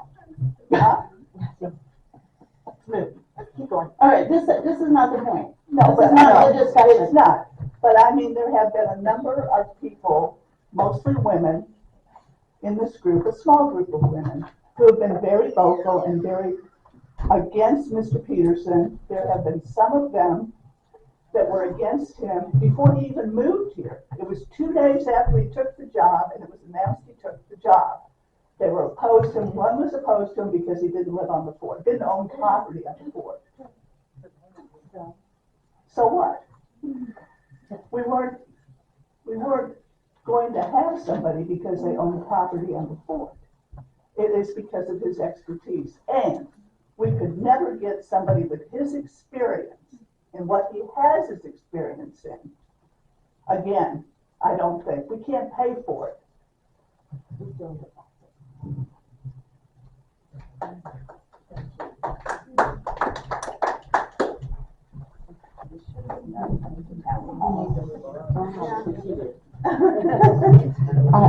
I hope I'm the last one to talk. And I hope I'm the last one to talk because what I see happening in this room is what I see happening in our world today. People dividing, people attacking other people, people making the assumption that you're after a person when you're after something that would protect and be better for the person who someone assumes is being attacked. If I were the person, and I have been in many cases in my life, I want a process in place so that I'm not blamed or pointed out, and Mr. Peterson agreed that he believes there needs to be a process in place. I also believe that there are people that are not on committees because they have other things going and not on architecture or something that care about this place and are experts in things maybe you don't know about. So I hope to the board, Constance is right, we all need to have a lesson in training on how to deal in public situations like this. So we have civic discourse. We've lost it. There is an issue when one person can make decisions, whether you agree with the decision or not. It's not whether you love the par 3 or you don't love the par 3. It's not whether it's that one person in our democracy should not make that decision about common grounds. So, Mr. Peterson, I have absolutely nothing against you personally. I have not been active in bullying anyone. I have felt bullied at times, but I have not. And I do never not want to do that, and I beg the board and put a heavy burden on you to consider putting a process in place that has nothing to do with this general manager or the general manager that's 25 years from now. It protects the manager, it protects the board, it protects the property, and it protects the membership. And thank you for allowing me to speak again.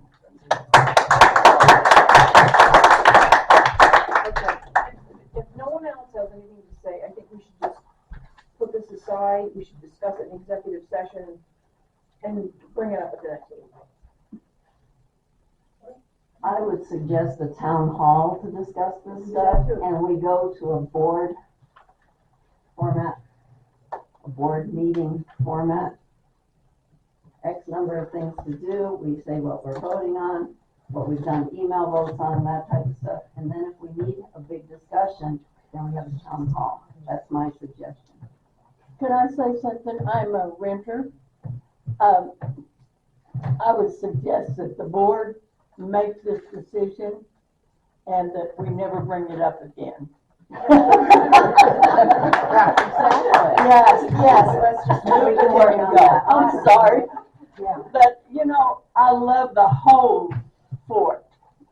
I live on a street that needs change, but you know what? It's not the most important thing on this fort.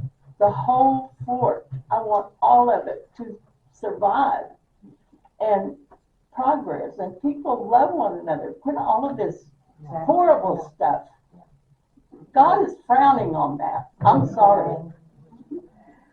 You're right. All right, so, you want to say something?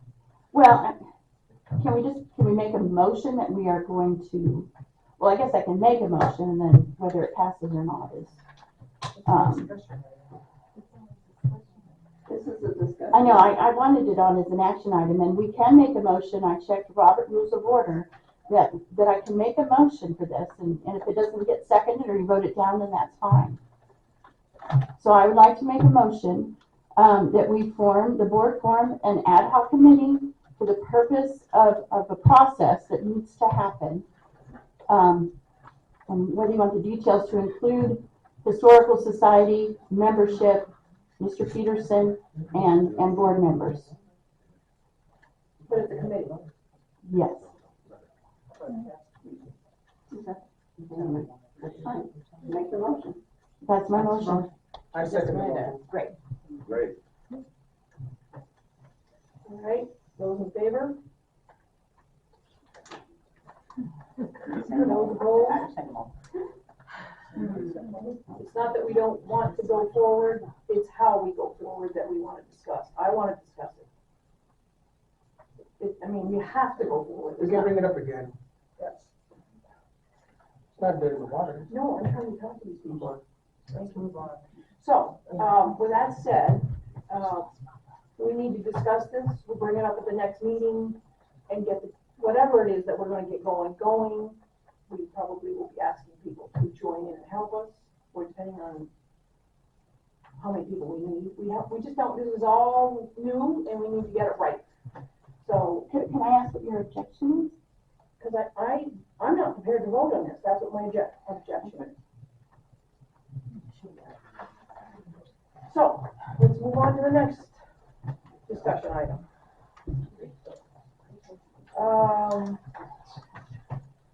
Discuss location for the Fort Clark Street dance. Do you want to start this, Mr. Peterson? I've already said my, Can I start actually, Francis? Do you mind if I go? Yeah, you can go ahead. Okay. Wait a minute, I was trying to find out where we were going to discuss it up here. Do we want to discuss it up here? All I want to know is where is the location of the dance? Why not? Okay, well then go ahead, Francis, whoever's gonna go.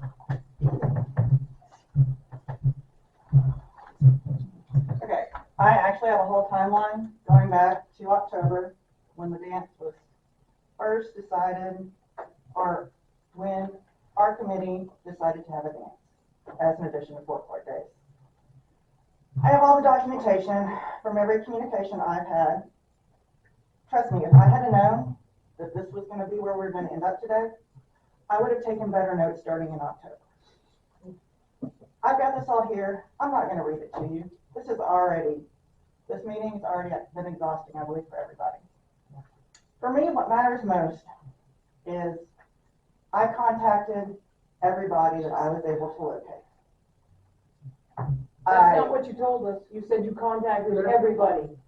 Okay, No, Linda? no We've locate, no locate. All right, let me clarify. I did a CAD search for every lot owner that would be affected. I spoke personally with Mrs. O'Rourke with B Suite. I did not speak with Jean because she was on her deathbed. I spoke with her son and daughter-in-law. I was in contact through our committee at that point with Chris Sweet, who owns the Manor Lodge.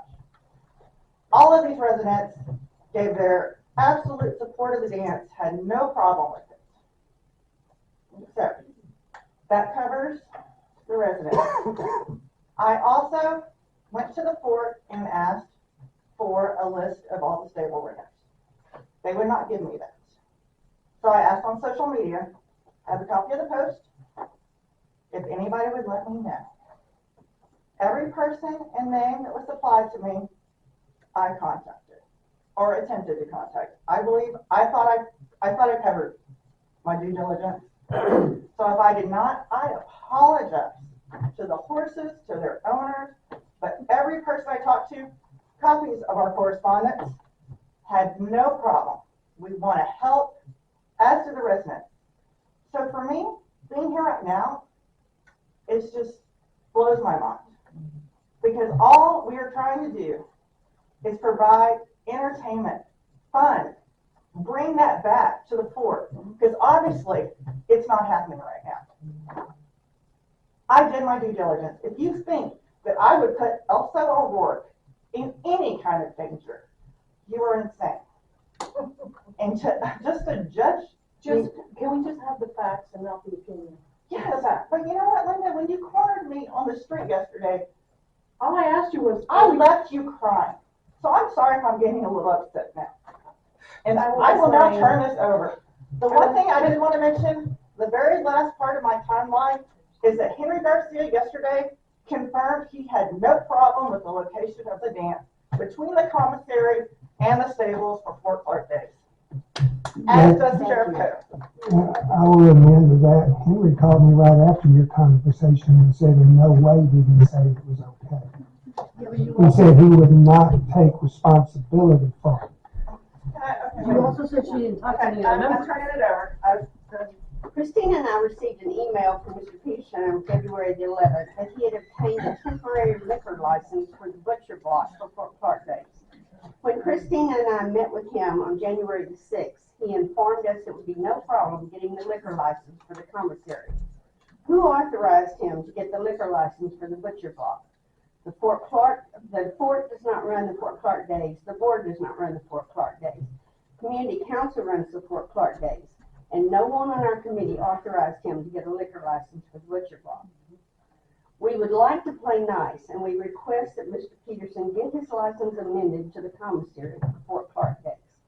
This is the only money the fort makes off the Fort Clark Days, and we would like for them to make the most they can. He stated in his email that since we couldn't have the dance at the commissary, he was moving the liquor location. These are two separate entities. We did not want the bar in the commissary just for the dance. We want it for the entire weekend for the Red Garter Saloon. This has been done in the past. People are excited about the commissary being used again. The Cavalry Brigade did a fantastic job cleaning the commissary up for use. Christina and David have done a great job mopping and polishing the stage, and they polyurethane the bar, and it looks fantastic. There will be a place for people to sit down and talk, enjoy their libations, and listen to acoustic music. This is not available at the butcher block. If he cannot change his license, then we will acquire our own license and sell beer and wine in the Red Garter Saloon. He also sent us Henry Garcia's letter that he requested from Mr. Garcia, saying that he opposes the street dance in front of the commissary. We have spoken to every lot owner on McClellan Road east of the commissary and received their glowing endorsement to have the dance. They are fully aware of their ability to enter and exit through Unit 1 and an emergency. We have driven the route in multiple vehicles. The mud trucks use that route all the time. There is plenty of room for the ambulance to get through. We also met with Sheriff Fred Coe, who is very supportive of the dance at the commissary, and he plans to attend. He also stated that neither he nor Henry Garcia have any authority over what takes place on the fort because we are a private entity. They are there to serve us, not tell us how to do things. Randy from MUD has relayed to Henry there will be no barricades, no vehicles of any kind on McClellan Road or Bowie. I spoke to Henry yesterday afternoon, and he said with those stipulations, he doesn't care one way or the other about the dance. All he cares about is being able to get his emergency vehicles through if necessary. Now I want to address the statements made by Linda O'Brien and Alan Peterson that Christina and I have lied about contacting everyone east of the commissary and the stable clientele. Linda stated that we did not contact her about having a dance near the horse stables. On October 16th, after I worked Sutler's store, I joined Linda at the stables to meet Hiccup. At that time, I told her we were thinking about a dance in front of the commissary, and would it disturb the horses? She said no, they would be in their stalls by then and would probably be interested as long as no one was throwing things at them. I assured her that would not happen. On October 18th, she was sitting on my front porch with my husband and I, and she asked if the music would bother the horses. I said, Linda, we just discussed this 2 days ago, and you said it wouldn't. We held our Fort Clark Days committee at the commissary Wednesday evening and we had a fire drill in the street. We were able to clear the street in under 30 seconds, and one of the people was on a cake. There will be no golf carts or vehicles on or next to the street. There will be no barricades in the street. We only need to be able to move people, and people who are spry enough to dance or spry enough to move out of the street. On February the 8th, our committee voted 100% unanimously to have the dance on McClendon Road. All this being said, we're having the Friday night dance on McClendon Road in front of the commissary.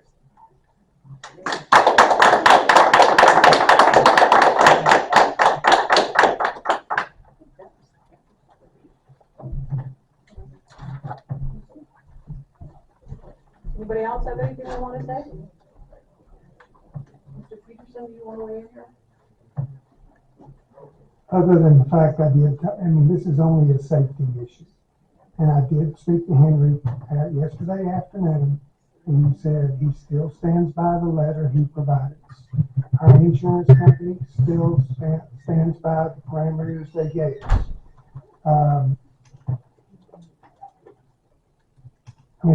It's pretty self-explanatory.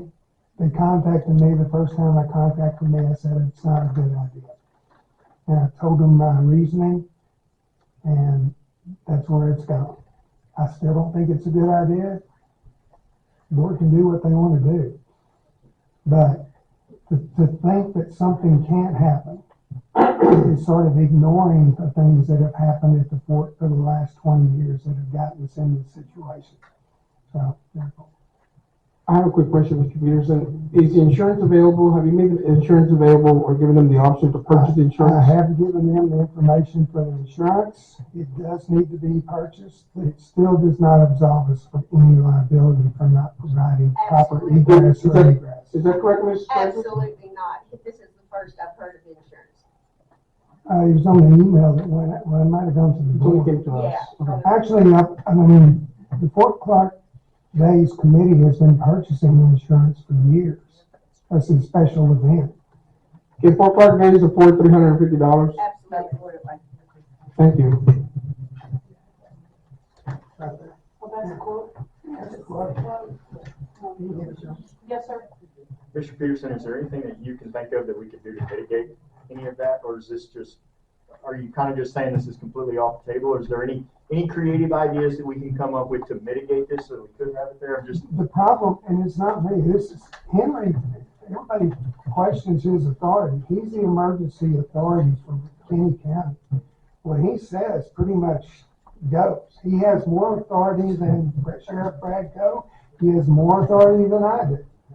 He's the one that made the statement that he has routine calls to 3 people down there at the bottom of the hill that he goes routinely. If there is anything that keeps him from getting down there, he is worried about the liability of him and the fort if we okay it. That's why he's walked away. He said, I'm not okaying it. So it's not going to be on him. It'll be on us. And that's sort of the problem. There will be no problem.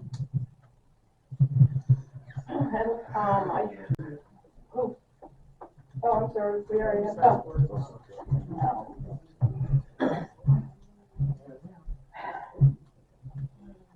Just a thought, we have done it before. I don't know if it'd be possible to change it now.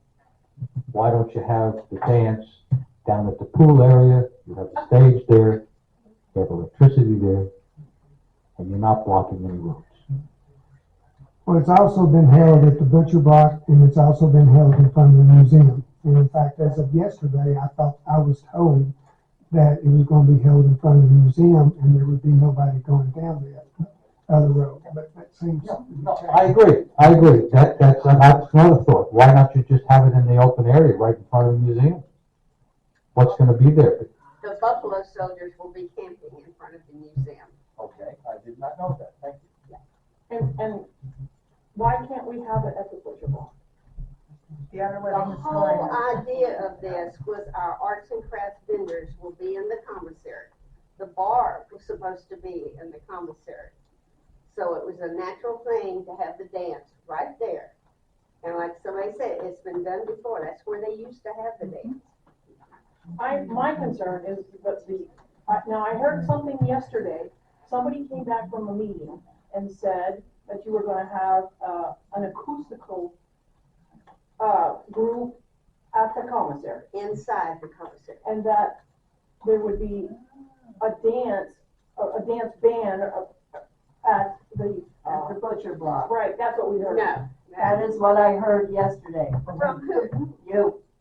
Absolutely not. I have Yes, never ma'am. said, I'm sorry, Chris, you're mistaken. I am not I have mistaken. never said anything about having a dance at the butcher block. There's not room down It there doesn't, to have a it dance. doesn't, no. Okay. This is a liability issue, in my judgment. I'll pay for the insurance. We've got it covered. It doesn't cover it. But if it Then doesn't, why am I getting insurance? It only partially covers it.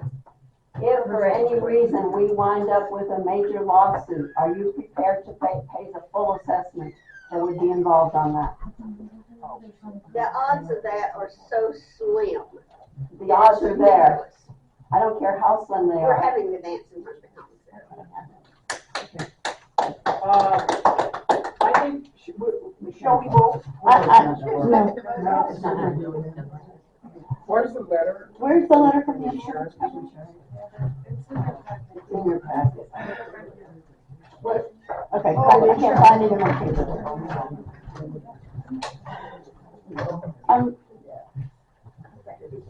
The insurance company said, so it says, the best action from an insurance standpoint would be for Collect Days to obtain a special event liability policy for the duration of the event. This would add the appropriate buffer of liability between the event and your normal day-to-day Fort Clark operations. And also, it's my understanding by asking the members that live over there that mitigates liability also. Unit 1 is not, weighed in. That does not mitigate liability. Well, Unit 1, what do you mean Unit 1? Well, somebody asked Unit 1 and they didn't want it either. We can get insurance. It's just like having normal insurance. But if you have a claim, it's gonna go against your loss runs for the next 5 years. That's what it goes against. Well, there are also two accesses. Everybody keeps saying there's one access. No, there's not. There is two There's one accesses. access. There is two. No, Henry Garcia says the ambulance can't get up that gravel road. Well, then maybe we could park it over there, the ambulance. No, I don't think so. It's not even a gravel road. No, Excuse me, the one of the back one, residents- the back road is gravel coming up from Unit 1. It's a very steep road with ruts and very large rocks. Not even gravel, you're saying. Okay, And okay. I've offered Kalichi to fill the holes. I have it at my home. There's someone with their hand up in the back. Stand up, Mallory. Sorry, I've offered Kalichi and dirt to fill the holes if that road is a problem. I have mounds in my house, as everyone knows, that I'm more than happy to do ourselves. So tell me again, are you having something soft at the commissary? Inside. It's inside. And gonna have a dance band on the All day outside. Friday and all day Saturday, there will be acoustical music inside the commissary. Okay. Friday night, there will be a band up on the balcony of the commissary for the dance. And they'll play for how long again? 7 to 10. It's 3 hours. I'd like to propose that we take a vote, with regard to this, dance on Friday night in the commissary. outside. Well, at the commissary, I should have said. In the street. In the street. In the street outside the car. Okay, so, anybody opposed to that? Do you wanna take a vote? Say your Make a motion motion. again. The motion is that there be a dance. Who's making the motion? I am. I don't think you can do that. If you're acting as president. Okay, fine. You make the motion. I'm not in favor. No, the motion, All right, I make a motion that we allow the dance to happen outside the commissary on Friday night. on Friday night. Is that when it is? Yeah. Okay. All those in favor? You have a second. You need a Three second? seconds. I second it. All those in favor? All those opposed? Same thing you always do. No, it's not the same thing we always do. So wait a minute. The vote, your vote, Linda, is only to break a tie. No, I get to vote. Sorry. That's not correct. Yes, sir. See, it's So, not so the correct. rules of order provide, if the person making the motion votes then against it, it's absurd. And that's why I said I didn't want to make the motion. We are not in favor of this. We're I trying to think tell that- you that. Excuse me. Because of the insurance, because of the liability, we're not in favor of this. We finally have 3 years of clear, no claims. We need 2 more to have a decent rate on our insurance policies. If for any reason we have any kind of claim on our insurance policy, we're gonna go back to square one and have to start over with 5 years of Self-insured. clear claims. We will be Self-insured. self-insured. I mean, and all we have to do is go over to the butcher block to have this dance. What's the big deal? They can go up to the commissary if they want to buy stuff. I mean, it's just. This is a liability issue. It's the job of the board to protect the port. Yeah, but you don't. I mean, we have things all the time that could get us sued, and you guys are okay with that, but the dance, we have a problem. My name is Tony Hackerbill. I'm a very new member to the board. Welcome. Very, very proud to be here.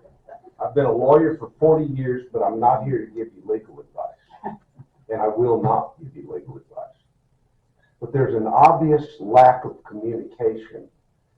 And you just previously voted against having an ad hoc committee that could help you all in regard to how you run various projects. I know you disagree with that, and I'm not trying to persuade you in any fashion whatsoever. But entertainment within the fort is of vital importance. While I've only been a new member for a very short time, I grew up in Hondo and D'Hanis, Texas. I've been coming to the fort. I've known the fort for a long, long time.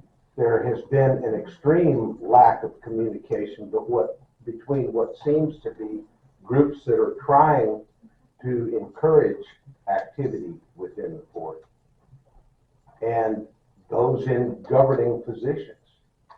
I'm not here to criticize anybody at all. As a new member, I would like to utilize whatever resources and talents that I have to help encourage it. But this fight that's going on about where a dance can be held is something that can really be overcome pretty easily. Well, that's what we thought.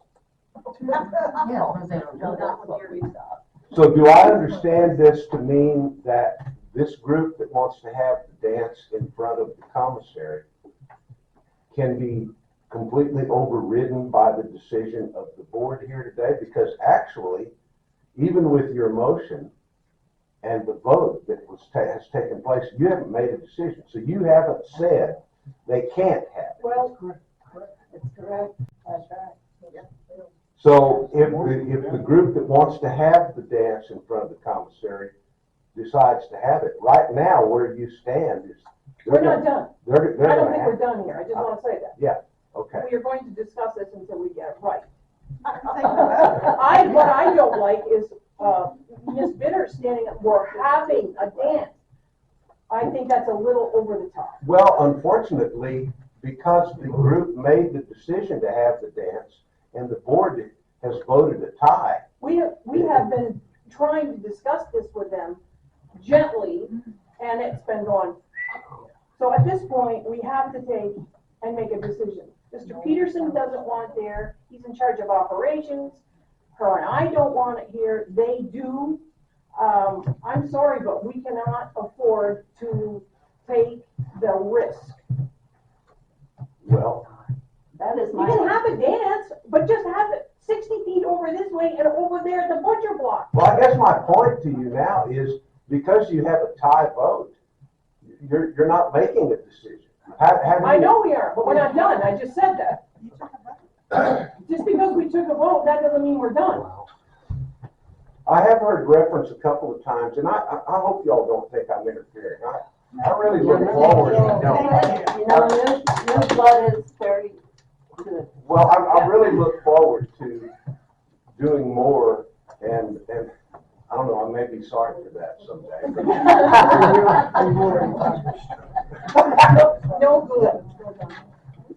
Well, it's not necessarily a deed that I'm trying to offer here right now, but clearly there are alternatives that could satisfy everyone. And it seems to me that standing up and offering opinions about for and against gets you nowhere at all.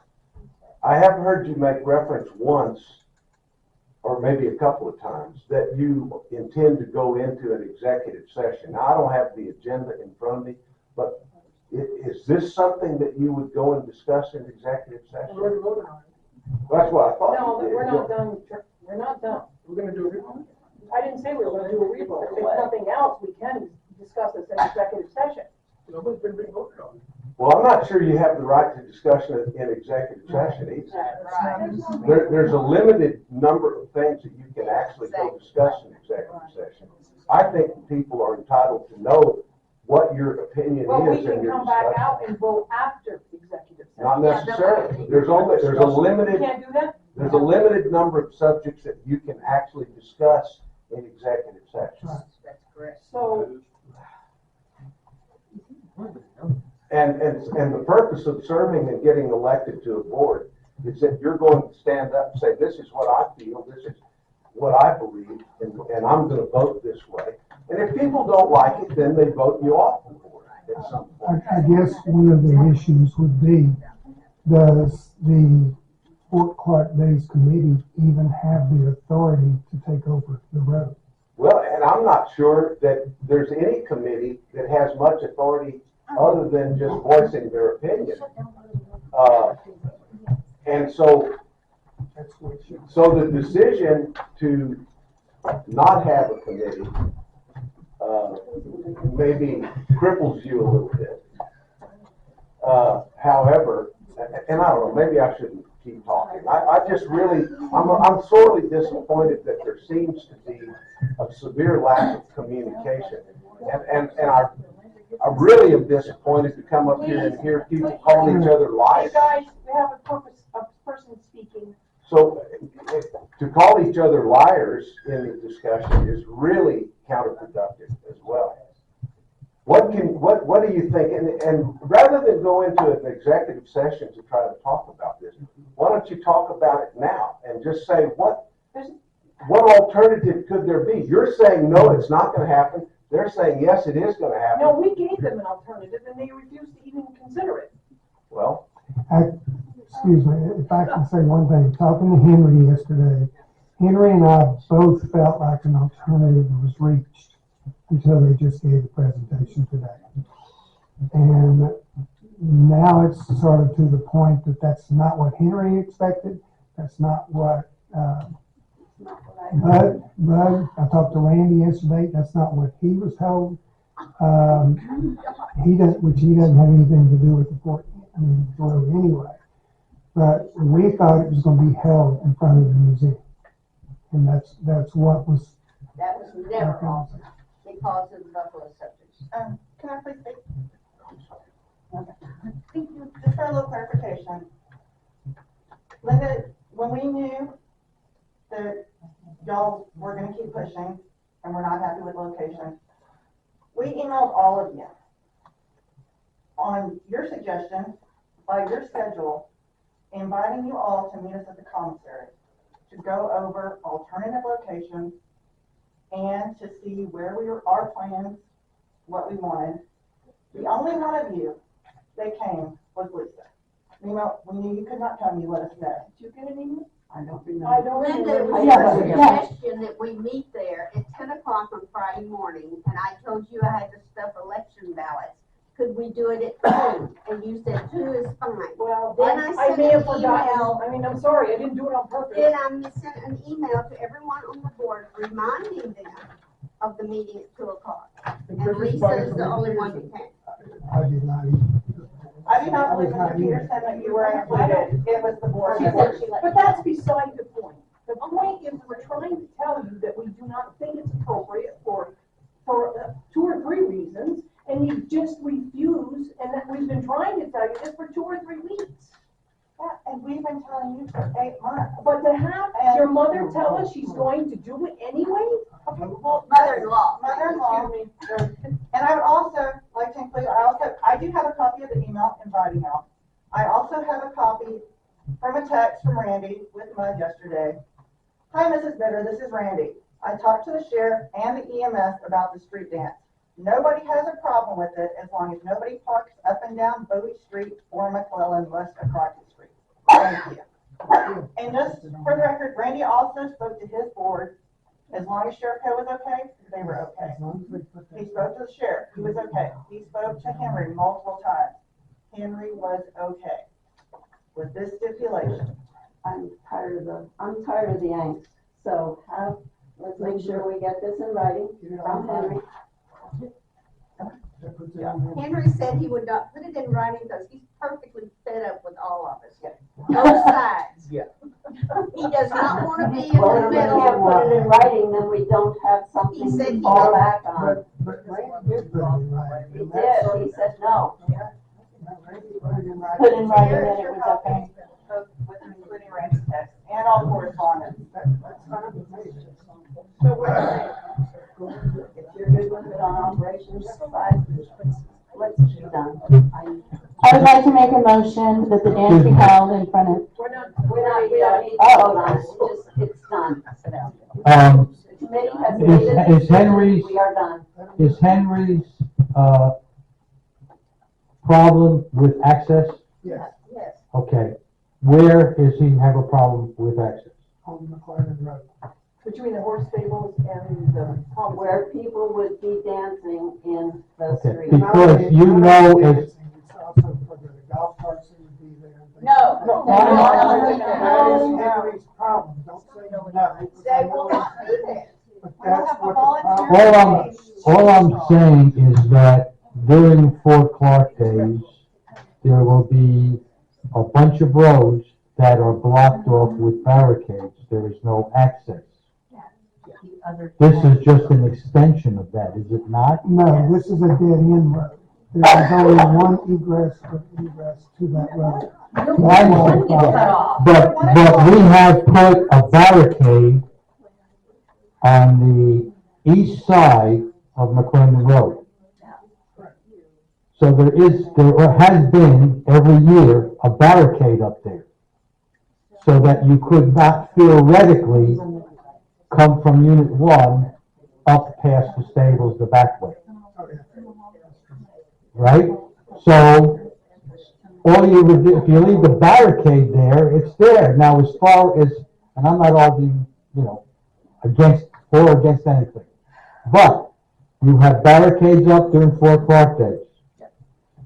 EMS, fire department, police can come into every area in Fort Clark days through Fort Clark Road. You move the barricades and they can come in. Now, you're going to have people walking around, and if you have a fire in there, the people are still going to be there. You're going to have to get them out of the way. Well, he says that in his letter. Right. So, what's the difference on McClendon? That's all I'm saying. It's already barricaded. His issue is that he thought there were going to be people and vehicles on the road. Okay, so if they do not allow vehicles there, there's no problem. If you want to park, you're going to have to park along Crockett Road to go to the dance. Let's consider this a compromise, it's fine. Let's be done. Okay. It does not solve the issue of the noise for the horses.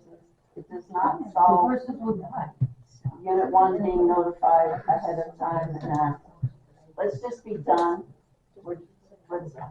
Mallory? We're finished. How soon can The you, committee has made a decision. oh, Why don't you just cancel Fort Clark days? We won't have any of these. my question to Mallory was, how quick can you get that gravel back there?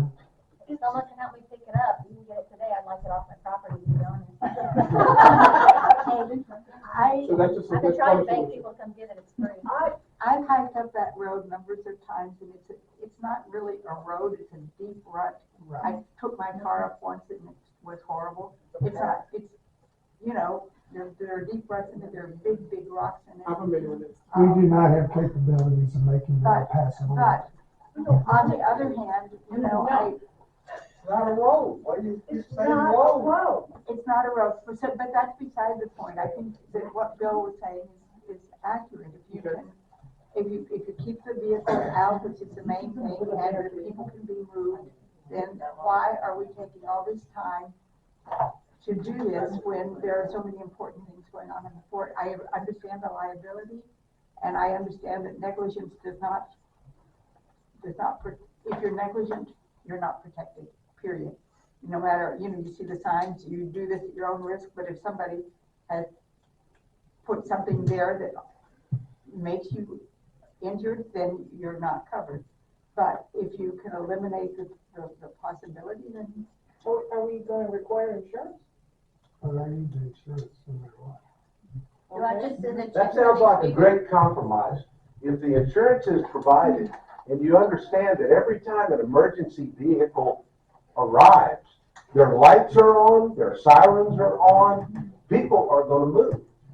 Now, I can't say that I'm in favor or against the dance there because I've never been to the dance there. But what I'm telling you is, if the insurance is provided, that covers at least some, if not most.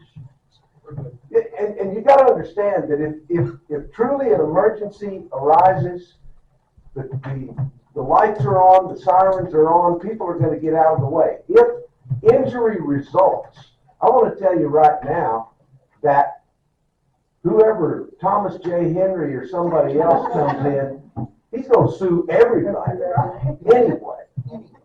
And the thought that you would avoid what sounds to me like a situation that could be resolved very quickly in an emergency, simply because you don't have full insurance coverage, I think you're wasting your time. You're wasting your discussion. I do have an issue with the noise level. Now.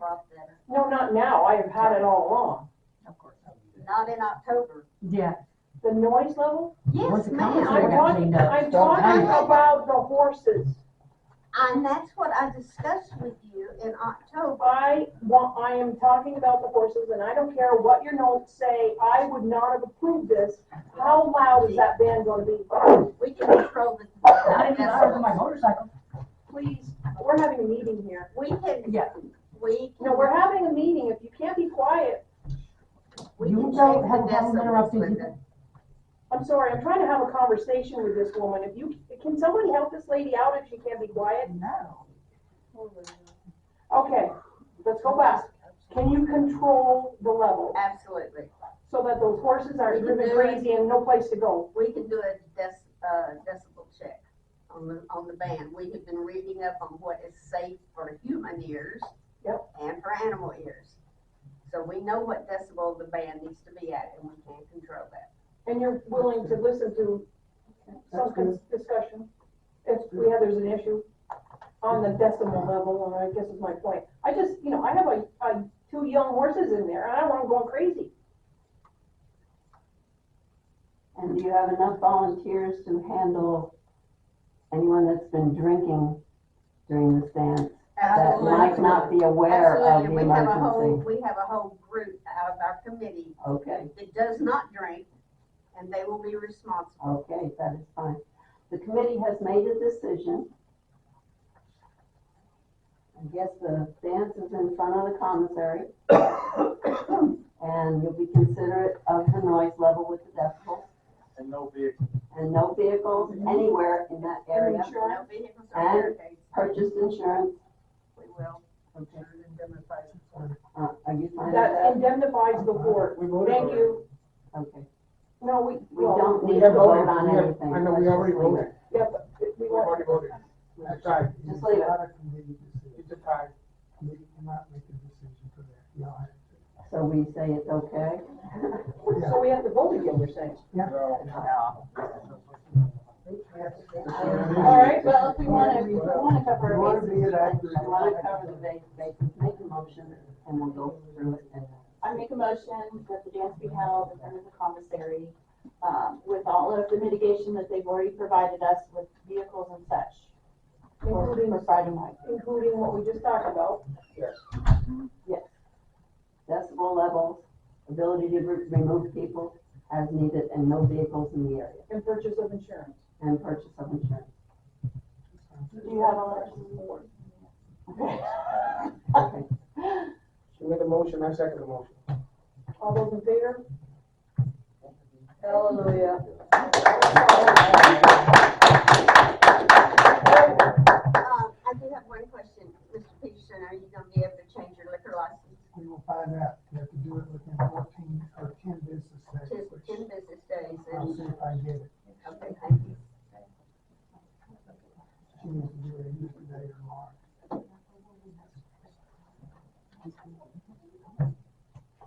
I'll volunteer. Okay, do you, I'm gonna ask Francis really quick, do you have you talked to anybody about the running of the bar, or, whatever is going on at?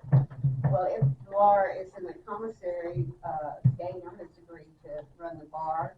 If we have to get our own license, You can't get your own license. oh, yes, yeah, we've already talked to TNBC, and we absolutely can. Not without my He has to sign it.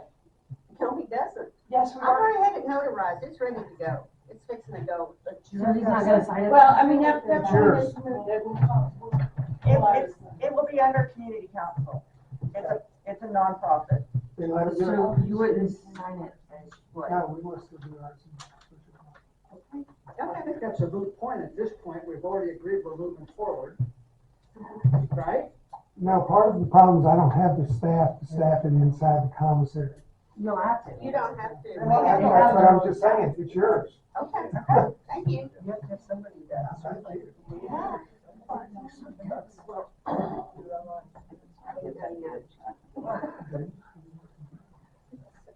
I guess the question is, if you have the staff it at the Ox, at the Butcher Block, and if we move it, why don't we have the staff then to do it at the commissary? I don't understand. Because he's not getting his way. Because he didn't. No, that's not helpful. There are some things that some people just don't understand, I apologize, but I'm not gonna go into it. But I do know I do not have the staff to go into the commissary. Security, which was required.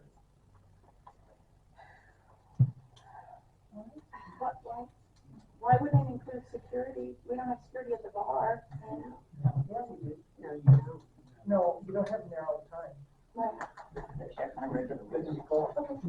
think it's resolved, y'all decided to have it, that's great. Okay, we're going to, agenda items, silencing board member cell phones. It's been suggested that when we're having a board meeting, all of the board members here should have their phones silenced and not being used. Turned off and put in the basket. That's what they do, and I have spoken to a woman who's on the board, big board, and that's what they do because they've had issues in the past as well. So if we take and put the phones in there, they stay in there, they're secure, and then at the end of the meeting, we can have them back. Discussion. It's there, we can discuss it, sure. Yeah. I have my phone right here, and when I need to look at emails, when people are misquoted, this is where I look at my emails. And so, yeah, or misstated. So the emails are here to double check all that, and I don't answer messages. The only reason I have here is to look at emails that have been sent by this board to one another and to make clarification. That's why I keep it here. Sorry, why, there's not been a problem, why are we have had a problem. Well, There were complaints made to the office after the last meeting that someone was texting back and forth with someone here in the room. Travis? No, may I speak? No, it wasn't Travis. Look, from an audience point of view, when people are up there with their cell phones, we have no idea what's going on. And so we can assume the best or we can assume the worst. But all of us should not be on our phones during this meeting. If I have an emergency call that I'm expecting, or if I get one, it can be on vibrate, I can step outside and take a phone call, but I don't need to disrupt the whole audience. And I think that it protects you from us making assumptions about you if we know that you are paying attention to what's going on here and not other things as well. Before each meeting, I ask everyone to silence their phones, specifically the audience.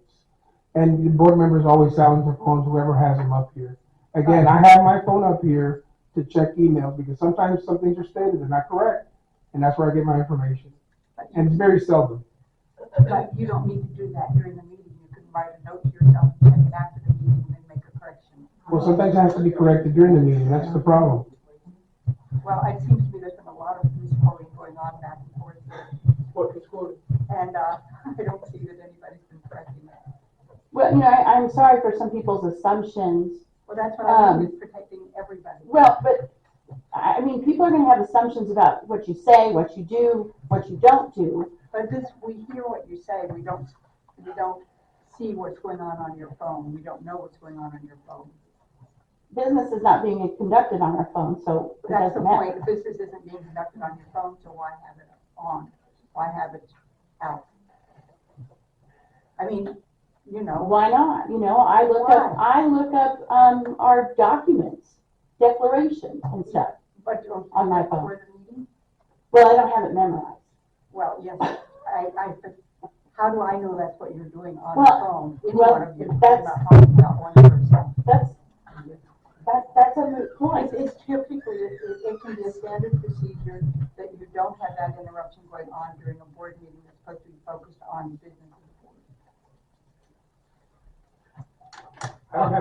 All I'm gonna say at this point, we will table this until Travis comes back next month and we will discuss it again then. But there were several complaints at the office last month about people communicating with board members here and they actually saw the communications. It seemed that should not happen. They saw someone on their cell phone, correct? Not the communications. They saw the communications because it was right next to them. And, we're here, Travis is not here, we can vote. And somebody make a motion. No, I don't wanna vote. I wanna discuss it. I was hoping we But could. this is an agenda item. I know it's an agenda item, but I don't think we're prepared to vote. Again, more issues. No to table. No to table it, thank you. Can we recognize? Yes, sir. Guys, it's petty. It's not petty when you have If someone. you as a who's board discussing- member, let me talk, you don't interrupt me, you already got on multiple people for that. You as a board member need to be responsible enough to use your phone in a responsible manner. End of story. That's what I tried to do. This is petty. This pettiness is perpetuating itself out here and then coming back at y'all. This is petty. It's not petty with. Stop it. Well, Stop it. No, you This stop. board needs leadership. It needs guidance. Oh, I'm the sure only- that's you. It's the gonna only be you. thing- Oh, it may be. boy, let's go. Once again, thank you Thank for you. that. Now, We appreciate it. I'm not done talking. Thank you. You obviously, just please.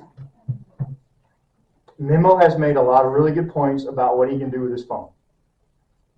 The fact that this is even on this agenda is petty. Y'all need to be responsible. We're trusting you to be I'm not a board member, and I may never be, but I trust you to be responsible enough to conduct business in a professional manner. End of story. I'm trying. Don't interrupt me. End of story. Stop it. Stop the infighting. This gentleman right here has a lot of really good points. What a level-headed man here to talk, okay? Mr. Peterson, do you wake up every day and are you mad at the fort? Do you hate working here and do you have ill intent towards the fort? I have no ill intent, but I have to say when I drive here, I get. Come on. Come on. But Just we're not stop going where it this. needs to be. Stop this fighting. You know what? This is the reason that so many people are getting involved. This is the reason there's so much emotion tied up in this room. Really? Cell phones? Come on. Stop this infighting. Stop this pettiness. Y'all are supposed to be the adults. Stop it, okay? Thank you. If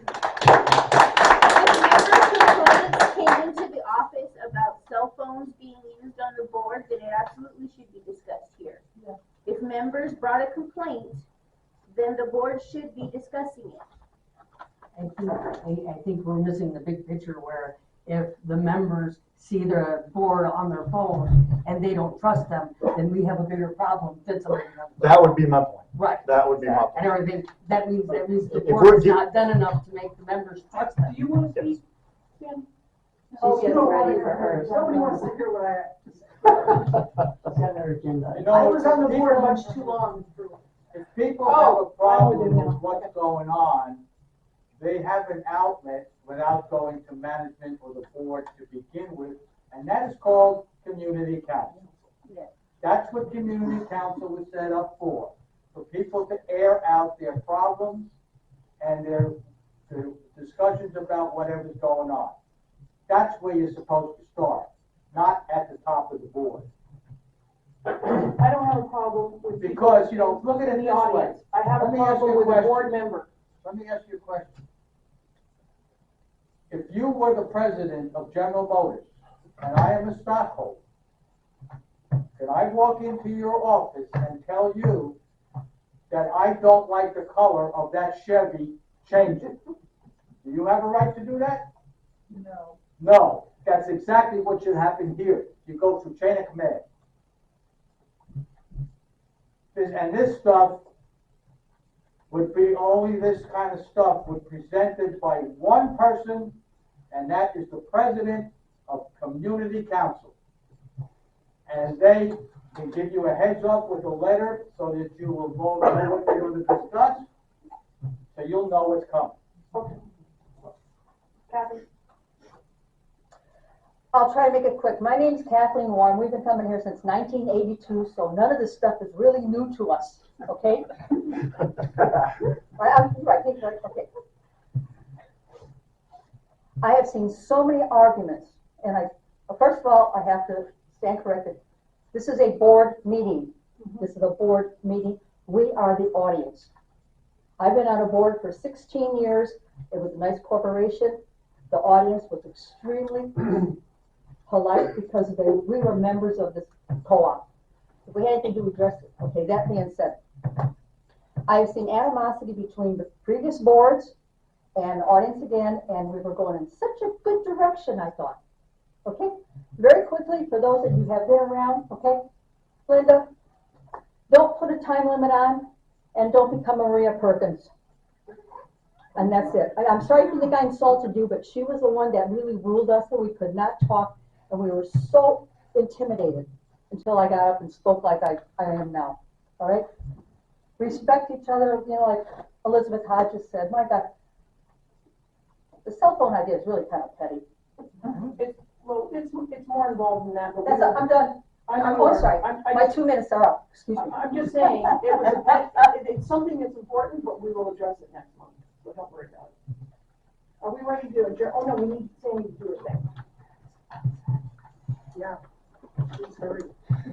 Yeah. Am I ready? Yes, Yeah, yes, do your yes, report. ma'am.